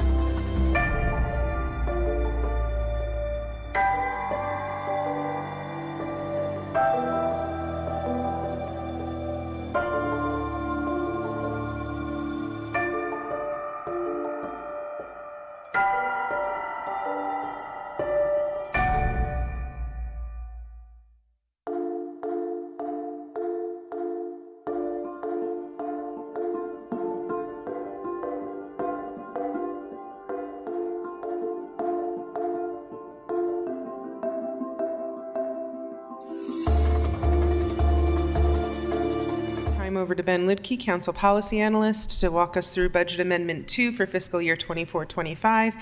He's joined by Mary Beth Thompson, Chief Financial Officer, and Greg Cleary, Budget Director. Ben, the time is yours. In lieu of the typical intro given time, I'm going to jump to 3 items that have straw poll requests. Then we'll do the council added items. And our transportation director, John Larson, is here with a presentation on 4 projects that are receiving over $10 million in grants from the state. And then after that, we'll see what time is left for the other items. So the first item with a straw poll is A1. It's a request for nearly $4 million from Fleet's maintenance fund balance to purchase additional vehicles. And there's a table, if we can get up on the screen, on page 4 of the staff report. The fleet fund is split into 2 different budgets. There's the maintenance budget and the vehicle replacement budget. There would still be a minimal fund balance of about $1.5 million in the vehicle replacement part of Fleet's budget. And if we can go another page down, just a little further. Yep. So these are the departments that are getting 15 different vehicles. Note CED should be CAN, Community and Neighborhoods. That's a throwback. I did want to point out fire. It's $1.9 million for a single vehicle. Those large fire engines are very expensive. They're almost like a building on wheels. The straw poll is being requested because the vehicle manufacturer for the police vehicles is currently accepting orders. The straw poll would allow the department to begin initiating the paperwork, getting the city's foot in the door to place the order while they are still accepting orders. They wouldn't be able to finalize the purchase order until the council votes on this budget item. The manufacturing windows, when they accept orders, they've become less predictable since the pandemic, so it's harder to tell when they'll close and then when they'll reopen. All 3 of the straw polls are for the same thing. They are police vehicles. They're across 3 different items. Council, any questions? And do you want to talk about why the administration would like a straw poll on these items? Did you already say that? You probably already said that. I did. Great. Let me say it again. The straw poll lets them initiate the paperwork to begin placing the order. It's essentially getting the city's foot in the door to say, yes, we're going to place this order. You start filling out the paperwork, but you can't sign the contract until the budget is formally adopted by the council. And so we've been trying as staff to make sure that we don't get in front of the Fiscal Procedures Act and take straw polls like before public hearings that lock you guys into spending money unless there truly is like an emergency, like an actual emergency. So the public hearing will be on December 3rd, and then you can take action then. And so that goes for any of the items you talk about tonight. Councilmember Dugan? And these vehicles have a long lead time on them also? Do they have a long lead? I gotta believe the fire truck has got a long lead time. They do all have long lead times, but my understanding is only the police vehicles the manufacturer is currently accepting orders. Okay, and then, so the police is always needing to buy new vehicles, and this is just one of the time when they need new vehicles? I mean, are they gonna, because they have a new class coming up and everything else? Is that true also, or? So I'm jumping ahead, but there are more police, so there are new positions that need new vehicles. These specific ones on the table, these 5 are for existing positions. So older police vehicles usually have a useful life of 5 to 7 years, and then you need to replace them. Okay, thank you.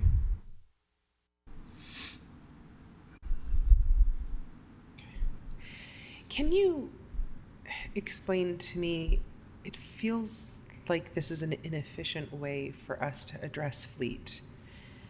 Do we have an annual allocation to replace things that we anticipate.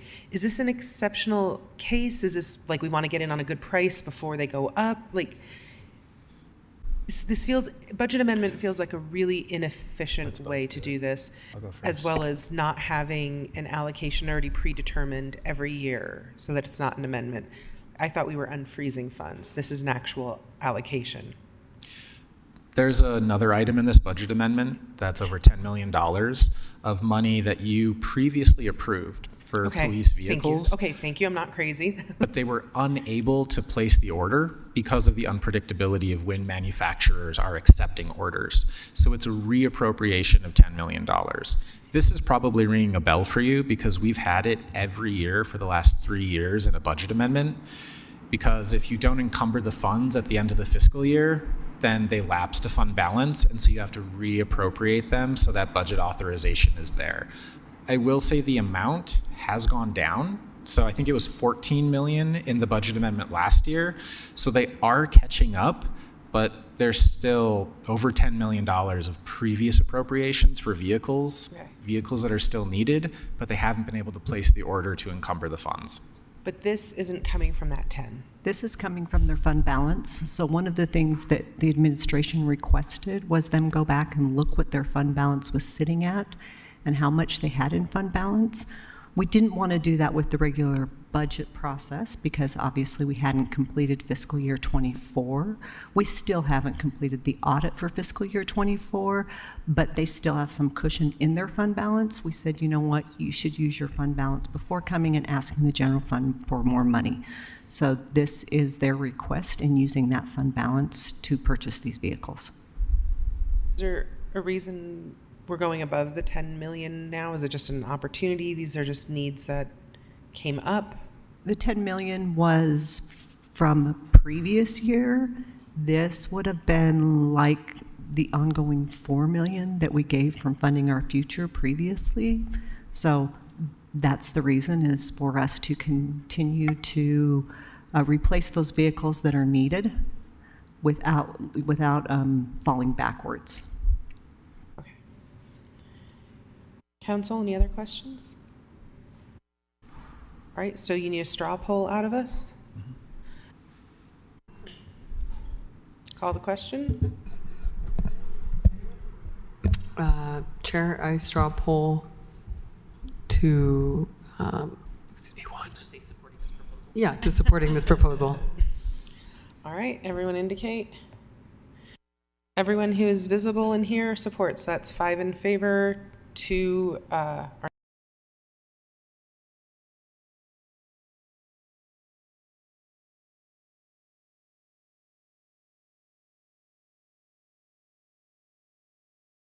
This is A3. It is the Community-Oriented Policing Services. That's an acronym for COPS hiring grant from the U.S. Department of Justice.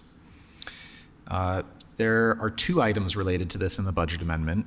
E6 is the budget step to accept the $1.5 million grant from the DOJ. This item A3 is the required local matching funds. The local matching funds are $1.6 million this fiscal year. This would fund 12 new police officers, 2 sergeants, and 10 regular patrol officers. They would form 2 squads dedicated to the Jordan River Trail and the surrounding neighborhoods. The city is required to maintain employment of those 12 police officers for 12 months after the 36th months of the grant term. Historically, the city has applied and successfully received this COPS grant before, and the city has chosen to retain employment of those police officers. Can we get the table? Oh, it's already there. Thank you, Scott. This table summarizes the cost under the grant by fiscal year. So for fiscal year 25, it's $1.6 million. This is only for half of the fiscal year, but the reason it's more than fiscal year 26 or 27 is because it includes vehicles, equipment, and supplies. So those one-time costs are included this fiscal year, which is why it's a lower amount in the next 2 fiscal years. After the grant term ends, the cost to retain the 12 police officers is estimated to be $2.1 million annually. The local matching funds are coming from 2 sources. You might remember in the annual budget, the council created a $1 million holding account in the non-departmental budget for to be determined service level improvements on the Jordan River Trail.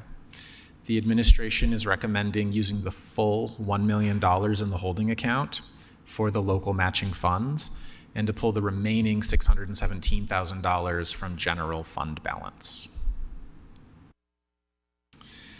An update on the timing of the squad. So there is an upcoming academy in January. The police department, if the recruits are able to be in that January academy, they would then also have to do field training. It takes about 10 months to do the academy and the field training. When they complete the training, the police department said that they will take those new 12 recruits and put them in patrol, and take 12 existing, more experienced officers and move them into the new Jordan River squads. So it would be about October or November of next year before you could expect to see them operating on the trail. And they're recommending this approach so that it doesn't create a shortfall in the patrol staffing. The current staffing in the department with these 12 would bring them up to 630 full-time sworn police officers. 32 of them are partially or fully funded by grants. The department shared that they have 12 police officers that are currently on leave for a variety of leave types, and they have an additional 46 in training.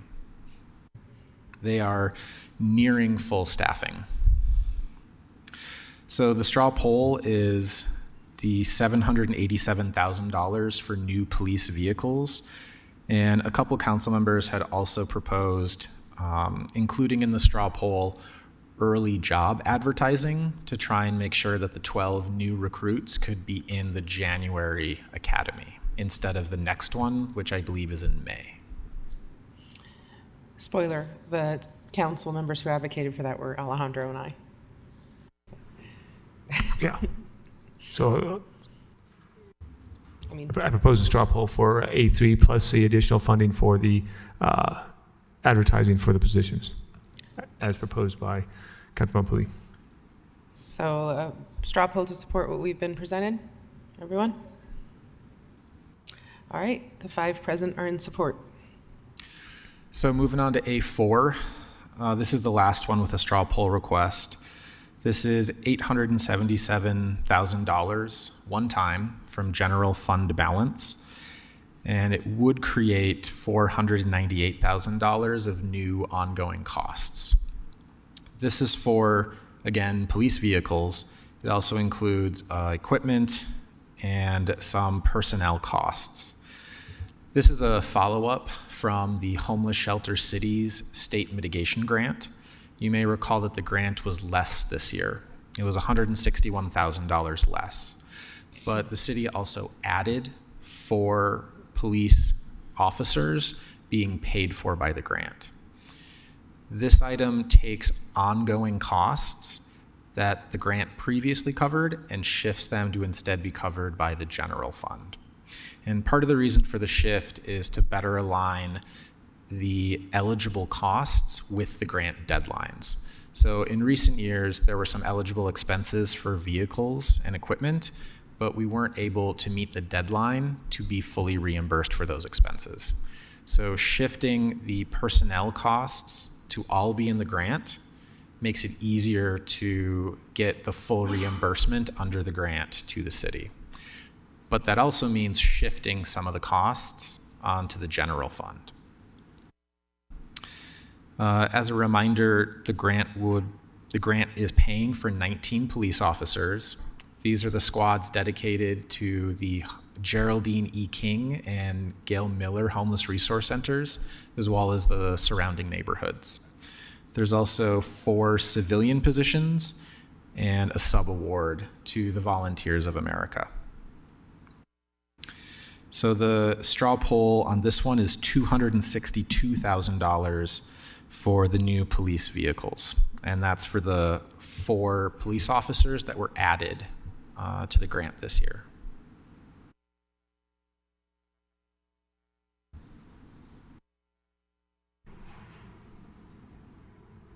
Council?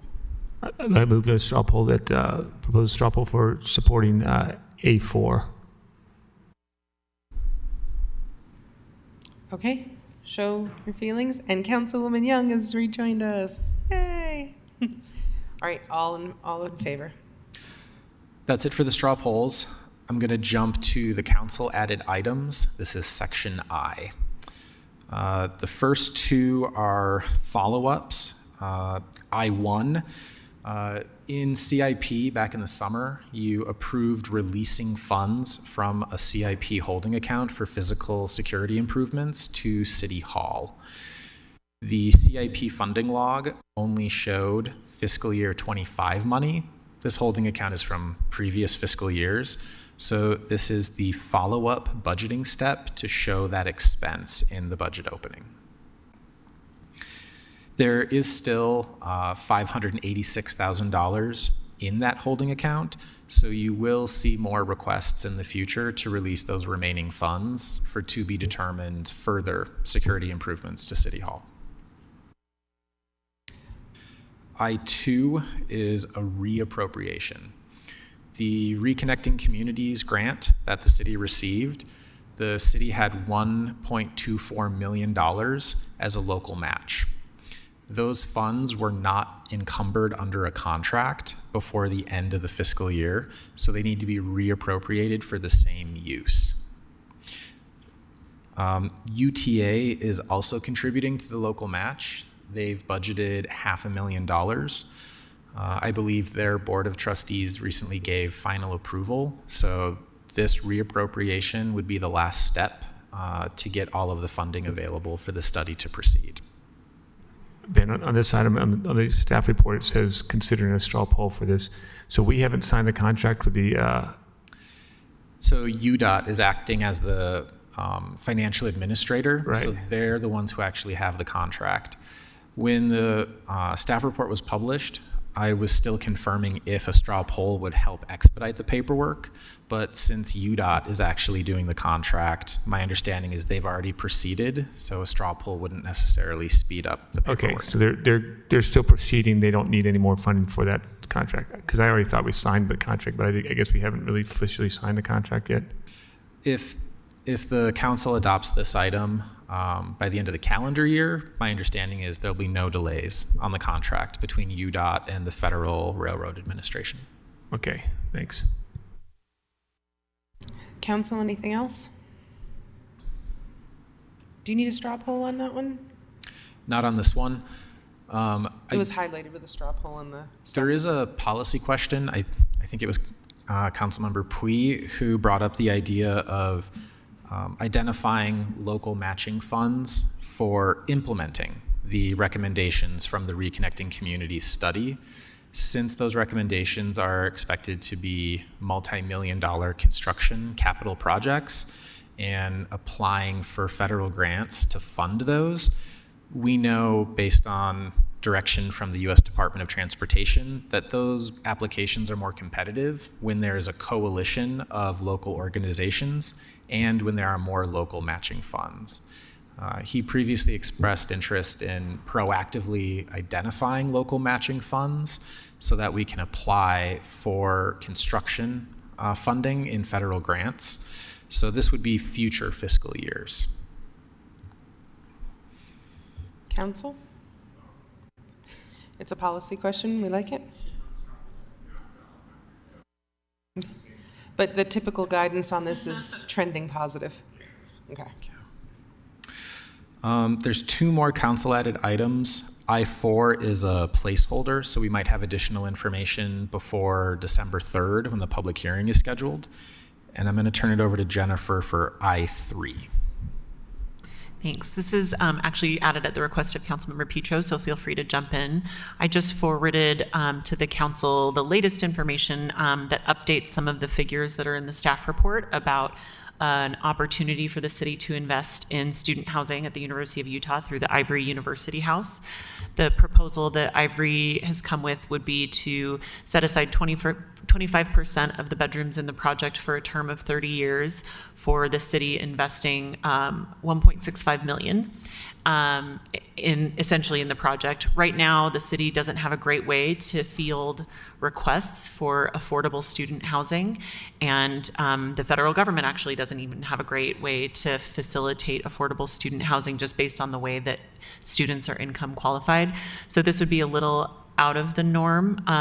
The administration looked into the idea of funding this over several years instead of having one lump sum transferred to the project. And so that's part of the proposal as well, is that it would be funded through the city's Funding Our Future over several years.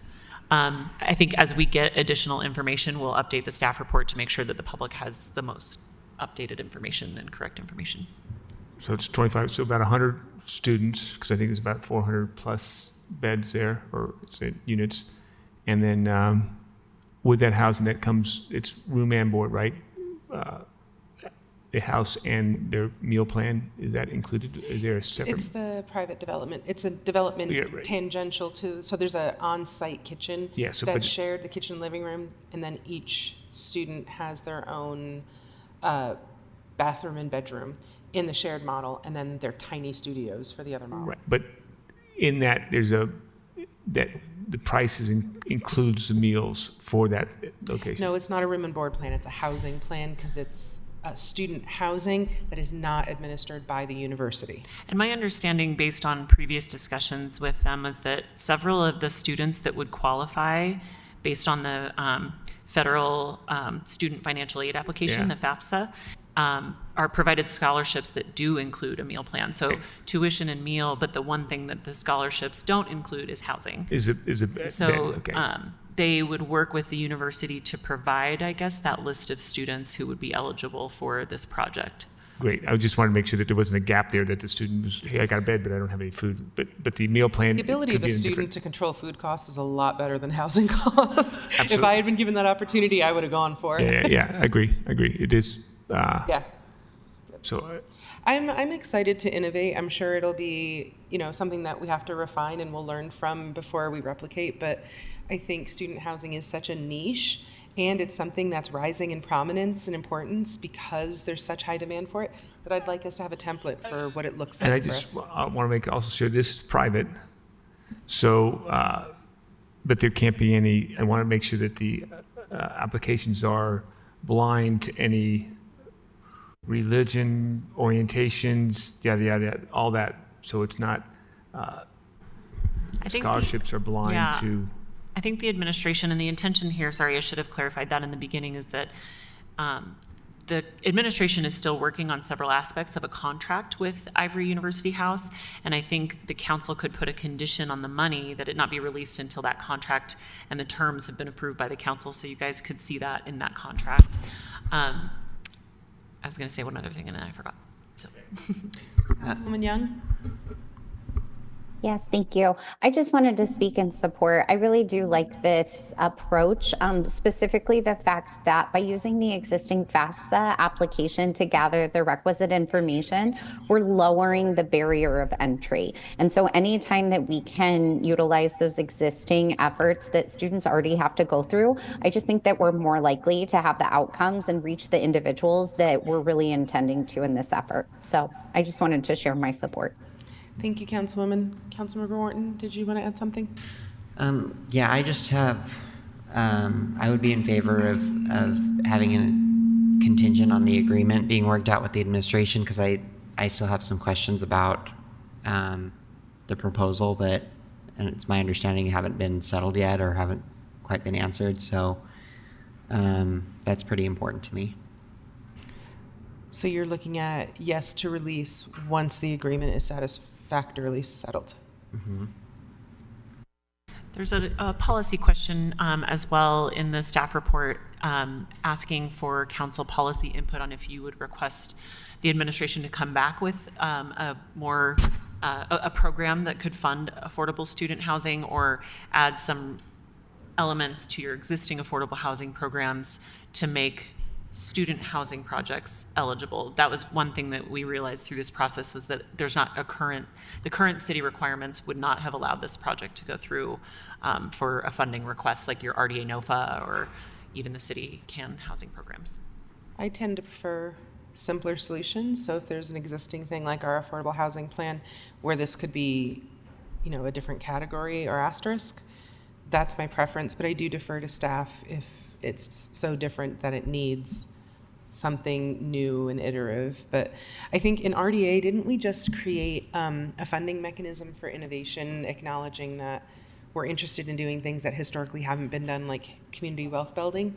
And so I feel like this might be one of those things where we're trying to create the flexibility to be responsive to an emerging demand, but I'm not trying to give anyone another job in the city. We have plenty of those.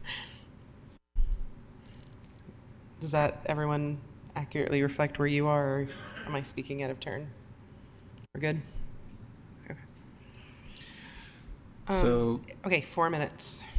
Looking at the time, I was going to turn it over to John Larson for a presentation. There are 4 items. They're each grants. They total over $10 million that the city is receiving in grants from the state. Do you want to stop here, or we could do the presentation? If John's here, let's go. I want you to know that when you said grants, I heard rants instead of grants. John's here to rant at us. Good. The Midwest accent is real. Hi. Welcome, John. I'll Power Ranger up here.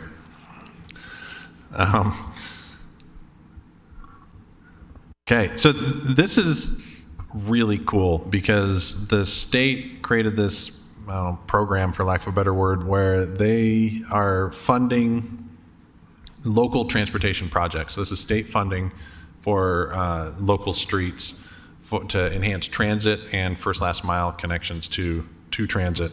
So these are 4 projects where they're in the BA, so that you then, we're asking for you to authorize us to use this state funding to build these projects. This first one is it's a neighborhood byway in Jordan Meadows and West Point. So it will add 3.5 miles to the byway network. This will be north-south. The south end is near North Temple and the 1950 West track stop. So that's how we justified this as a first last mile project. But it also connects to schools, parks, the Jordan River Trail, and it will help kind of calm and slow traffic along this street, and it will also provide enhanced crossings at the busier streets. So it kind of will connect north-south through both of these neighborhoods entirely. And we are getting $900,000 from the state for a total project cost of $1.5 million. This next project, the 200 South Transit Corridor, we're getting, let's see, the total project budget, $1.8 million actually. So this is a follow-up project, and we used the project that the funding that we spent to rebuild Second South as our match, which is pretty cool that they're letting us do that. And most of this money will go towards signal updates to help optimize the corridor for transit. So it's kind of, we'll be working on Second South for a while. So I'd call this kind of like phase 2 of our transit upgrades. December 8th is when the current project will be complete enough that UTA is going to start. That's also their December change day. So they're going to start running buses for the length of Second South again for the first time in a few years. So that's really exciting. Let's see. The next one is the West Temple project. This project's actually substantially complete. This is a complete street reconstruction project that happened this last summer and fall. And it's about a $4 million total project. and we got just over 1.3 million from the state to pay for the bike and pedestrian enhancements. There are a lot of transit connections that this project has. It goes from basically South Temple to 4th South. But yeah, we encourage anyone listening to go check it out. It has buffered bike lanes, some protected elements at intersections, a new protected intersection at 3rd South, improved bus stops, and enhanced crosswalks. And then finally, perhaps the one I'm the most excited about is the 4th South Viaduct and Art Trail. Right now, 4th South it's a really great east-west connection if you're driving, but it's really scary if you're walking or biking or on a scooter.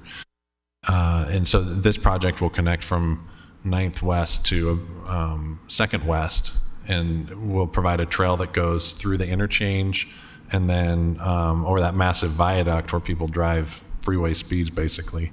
What we'll be able to do is shave 1 foot off of each of the lanes, and then that will give us enough space on the south side of the trail to put up a barrier-protected pathway. And then through the partnership with the Arts Council and the CIP money they get, we actually partnered up front with the artists so that the art could be integrated into the project. Usually the art is kind of tacked on after the fact. So this was really exciting for the artists to work with the engineers and planners right up front. And you can't see very well, but that lower photo has a rendering. It'll have a lot of really colorful, kind of reflective strips in the barrier, and then also the fence.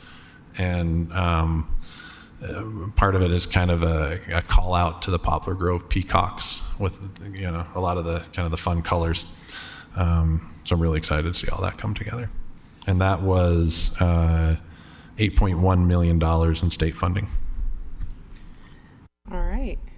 John, we're only 2 minutes past when I wanted to. That was very efficient. Council, any feedback on any of these?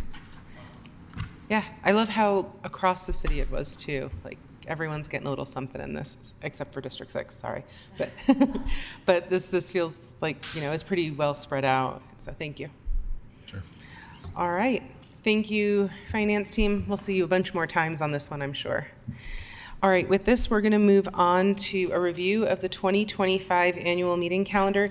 If I could please request that everyone put everything down except your personal calendar, and let's give attention to this. We're going to have, is Lahua still coming up too?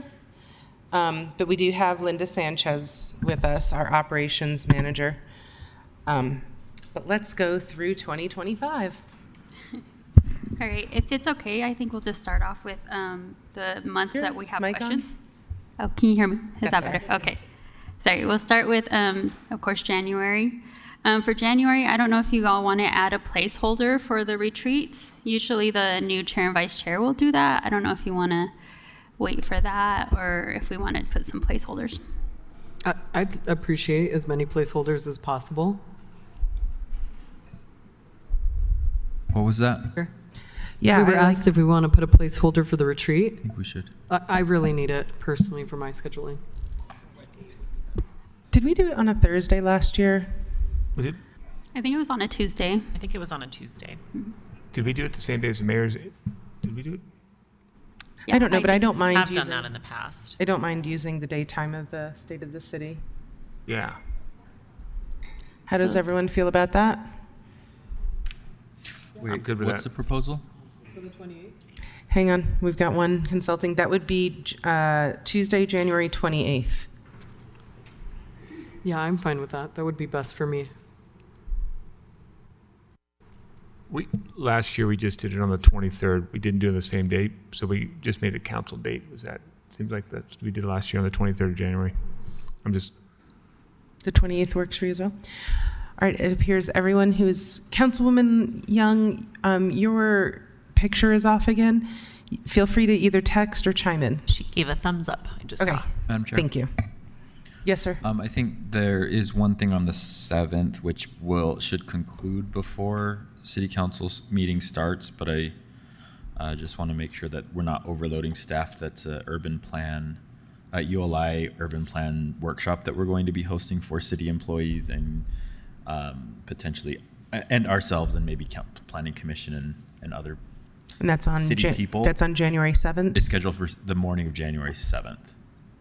Our understanding is from the staff that's working on it is that it should be concluded by about 2. It should be concluded by 2. I just don't know if I want to be sensitive to staff of like if there's a big push to get to our council meeting.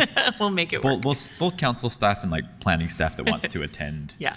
And we can adjust. I mean, we've adjusted start times in the past to reflect, the need for a break or something between events, but we can note that. Thanks. Okay. And there's no questions that's January. I don't know if anyone has anything else, but there's no questions for February. In March, the Naharo and the NLC are both scheduled from March 10th through the 12th. There is an RDA and a work session meeting listed on March 11th. I don't know if we want to shift those down. Scott, can you move to March, please? NLC is one of those things where a majority of us go. I think rescheduling that is wise. Do we want to shift, put the RDA and work session on the 18th and then the work session informal on the 25th? I'm fine with that, everyone. Yeah? And we'll let RDA staff know. That's what we usually do when we move dates for them. And then for April, APA falls on April 1st. We do have a work session and formal meeting listed on that day. Councilmember Mono, you're the one who I think it's typically only you that goes to APA, if anyone. Yeah, and I was, let's see, I'm looking at my calendar again. I'm hoping to go to the ULI conference again instead of the APA conference, which is not It's already in a clear zone for us, I checked. It's what? It's already in a clear zone for us. The ULI conference in April? ULI is the last week of February. No, sorry. The ULI spring meeting is May 13th. Oh, okay. Ironically, also in Denver. But, so I'm not planning to attend APA. Okay, so it looks like our April dates are fine then. Anyone else have any concerns? Okay. Then I'm hearing maybe we move May 13th and we confirm that 27th Remove May 13th. to an RDA and work session. Can I? So you say move the May 13th for ULI? I don't think, how many do we have attended ULI? Several attended last year. I think the problem is last year ULI was in April. Moving meetings in May is problematic. Yeah. Yeah, we have something going on in May. Yeah, true. We can get very creative though about how you guys join the meeting. And if so you maybe choose to go to ULI this year, just be aware that you might have to tune in. Like, there's just going to be things that you might have to be here for. And that would be the day. So the mayor presents her budget the first Tuesday in May. So that May 13th meeting would be the very big, here's everything you need to know kind of discussion. So then the caveat just is if you choose to go to ULI this year, there's probably less grace about missing a meeting. Got it. All right. Okay. For outside of budget season. For May, just a reminder that Thursday, May 8th, 15th, 22nd, and 29th are reserved as tentative. And then would the council like to start May and June meetings at 1 p.m. for budget? Probably. We always do. Just do it now. And we'll, if it's all going well, we'll start it right back at 2 because we're happy to cancel and start. Yeah, please just move it up to 1 and Just put it in our the calendars. placeholder. Okay. Instead of making every staff member ask every council person, like just move them. So for now, we're blocking out all Thursdays in May, with the exception of May 1st. Mm-hmm. Yes. If you wanted to make a note for yourself in the calendar, though, I think May 8th and May 15th, if any Thursday is canceled, those would be the most likely ones to be canceled, as our staff is still sifting through a ton of information in those first week or 2 that we have the information. We do like to hold it, though, just in case things are really going nuts. Thanks. Sorry. And then for May 27th, it's a work session only. This year and years past, the council preferred a Thursday meeting instead of meeting on the Tuesday after Memorial Day during the budget. Do we want to do that again? I'm sorry. I like that, except that I get mad that we don't do it for Labor Day and the other Monday meetings. I didn't quite understand. Oh, for May 27th, it's a work session only. This year and the years past, the council preferred a Thursday meeting instead, so just meeting on the 29th instead of meeting on Tuesday. So canceling the 27th. Canceling the 27th. I think that's kind of nice. But canceling it knowing that you will for sure meet on that Thursday. Yeah. So we Less of a placeholder. do we still potentially need both if it's a crazy budget season? I mean, I guess technically, I think the answer would be yes, if I'm answering Or are honestly. we for sure canceling the 27th? And that's just based on years past, because travel plans start to materialize. Well, then I'd say we for sure cancel the 27th and for sure schedule the 29th. Just so that there's one long weekend if for people that need to travel. Okay. I don't think there's anything else for May unless someone else has anything. And then June, so we have June 5th and 12th are reserved as tentative for work session as well. And then typically the council likes to take action on the budget on the second Tuesday in June, so that would be June 10th. But we did list June 17th as tentative. I don't know if you guys want to keep that or. I It's do. tentative, why not? I mean, it's, I do. I don't Yeah. like, yeah, if something comes up and I don't. yeah. Also, if we get legislation thrown on us that puts, I don't know, another full-time job on top of everyone, it's nice to have the flexibility. And I think if we could hold both Thursday, the 12th, and then that following, that third Tuesday, 17th, that would be helpful. The 10th is just hard because it's so close to when final numbers might come from the county. Right. And so it just always ends up being a game of chicken, so. Sorry, so we're for sure meeting the 10th, that's the goal, but we're also holding Traditionally, the the 12th and 10th is when we would have adopted the budget. We typically adopt it the second Tuesday in June. And But we're we're going to also- hold the 12th and the 17th, just in case we need extra time. And are these all at 1 o'clock as well? What's Yes. that? Yes. These are all still at 1 o'clock.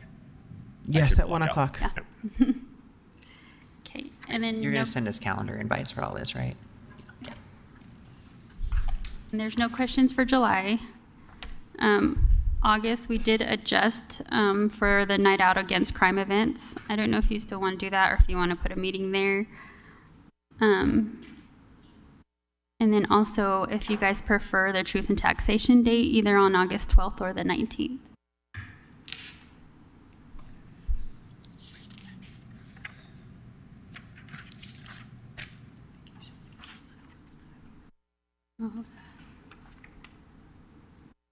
Sorry. What are the questions for August? I think the truth in taxation, the only reason we really need you guys to think about it is because once we set it with the county, which I do usually like mid-January, it's very difficult and disruptive to change the date because once other taxing entities pick their dates, our date cannot be on their date. So that's why I lock in the date early. The 19th is the Truth and Taxation Day. I'm fine with that. Does that work? Yeah. Are we less likely Yes. to cancel that day than the 12th? Let's stick with the 19th. The 19th. Day after my birthday. Oh. So that'll be perfect. And then depending if we have primary elections, we would need to hold a Board of Canvassers on the 26th. So I think that's going to depend on what the council decides What did we with decide their for the election 5th? method. What? What did we decide for August 5th, the Night Out Against Crime? Did we answer the question on that? No council Historically, meeting. it's been very important to districts 1 and 2 to participate in those events. So they have requested in years past to not have a council meeting on We that. seem to have had a change in culture and leadership on the District 1, but I think we should hold the question for when Councilmember Pui is here. I think his districts might still do something. But we're not, are we moving that to the 26th instead of the 5th? Or we're just No, canceling? you'd only need 2 meetings that month, so you would not have a meeting on the 5th because of the night out We would just against do the crime. 12th and the 19th. So you would just do the 12th and the 19th. And then the primary elections is null and void if we use ranked choice voting. Mm-hmm. So we're canceling the 5th right now. Correct. Got it. And then I don't know if you guys wanted to go back to July to just make sure those 2 dates are okay with the holidays. So the meetings in July are July 1st is a work session informal, and then the 8th is a RDA work session informal. So good. Okay.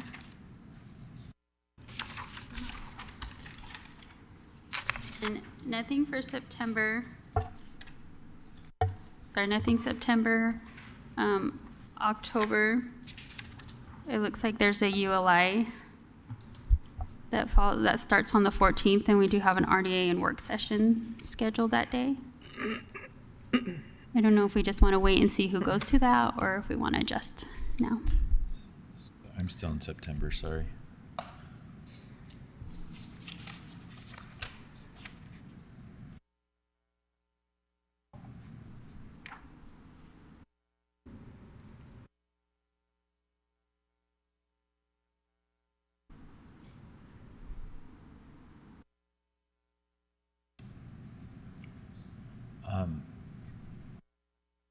I'm not sure yet about ULI I know. in that, and also, so there's also impact at the end of that month, right? Okay. So I would just keep what we have. I think so. Yeah. All right, and then for November, because of election on November 4th and then Veterans Day on November 11th, our meetings had to be put on November 18th. So it's an RDA work session, formal and Board of Canvassers. And then also on the 25th, we have a work session informal, and that's the week of Thanksgiving. Hey, So I don't know if Madam you guys. Chair, sorry, back in October, isn't NLC in Salt Lake City in October of next? Well, November. It's in November, It's November in 19th through November. this 22nd. See, I put it in the wrong month. Okay. I mean, this is how it has to be since half of us will be up for election on that day. Yeah, so this is how it has to be.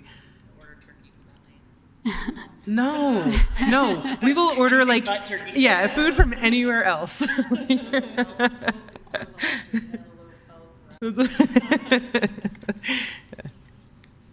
Okay, so leave November meetings as is right now. Okay. And then there's no questions in December. Do we have to do it on my birthday?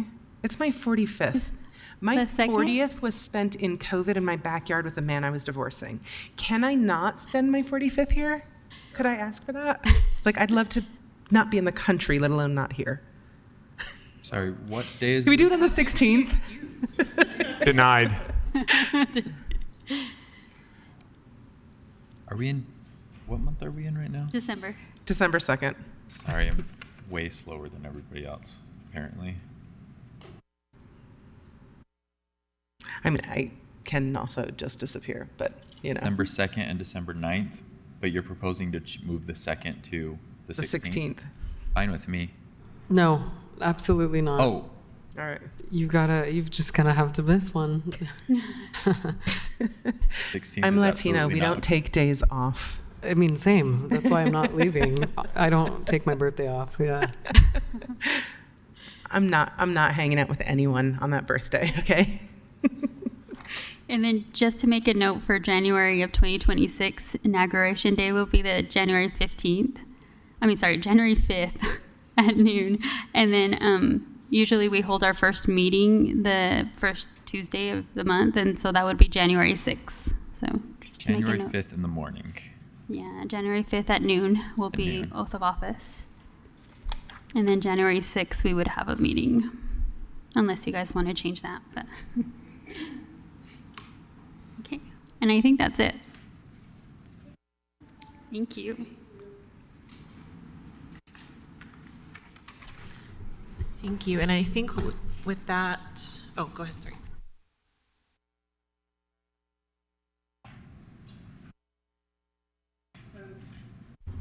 Report of the chair and vice chair. Vice chair, anything? No, thank you. I don't have anything. NLC was pretty fantastic. Councilmember Pui and I got to present on the Reconnecting Communities grant. And I'm really excited because we went up and invited everyone to come hang out with us in Salt Lake City. We had to do that the day after Tampa served us literally unlimited lobster tails. So it was a daunting task, but I'm excited and look forward to us teaching people how to respect Jell-O when they come. So, any announcements from the executive director? Nope. All right, then we will now enter into closed session for a strategy session to discuss collective bargaining and attorney-client matters. Do I have a motion? Madam Chair, I move that we go into closed session to address collective bargaining and attorney-client matters. I have a motion from Councilmember Wharton and a second from Councilmember Dugan. Any discussion? All roll call. Mano? Yes. Wharton? Yes. Lopez Chavez? Aye. Dugan? Yes. Young? Yes. And I am a yes. When we adjourn from closed session, we will be adjourned from work session and we'll reconvene at 7 p.m. for our formal meeting. And Councilmember Young, just, we'll be grabbing some food while we transition between open and closed meetings. So it may be a minute. Great. Thank you so much. Thanks.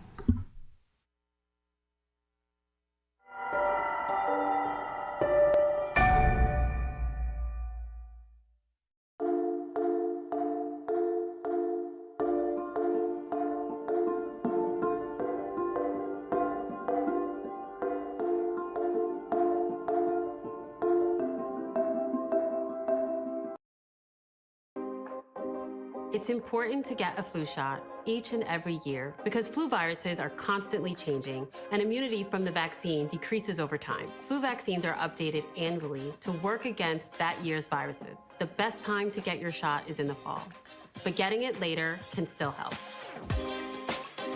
Getting a flu shot lowers your risk of getting sick, and if you do happen to get flu, it's likely to be less severe.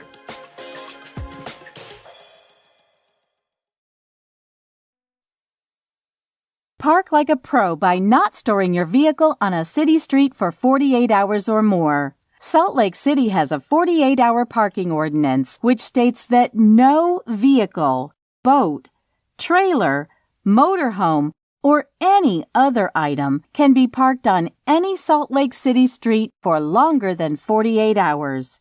This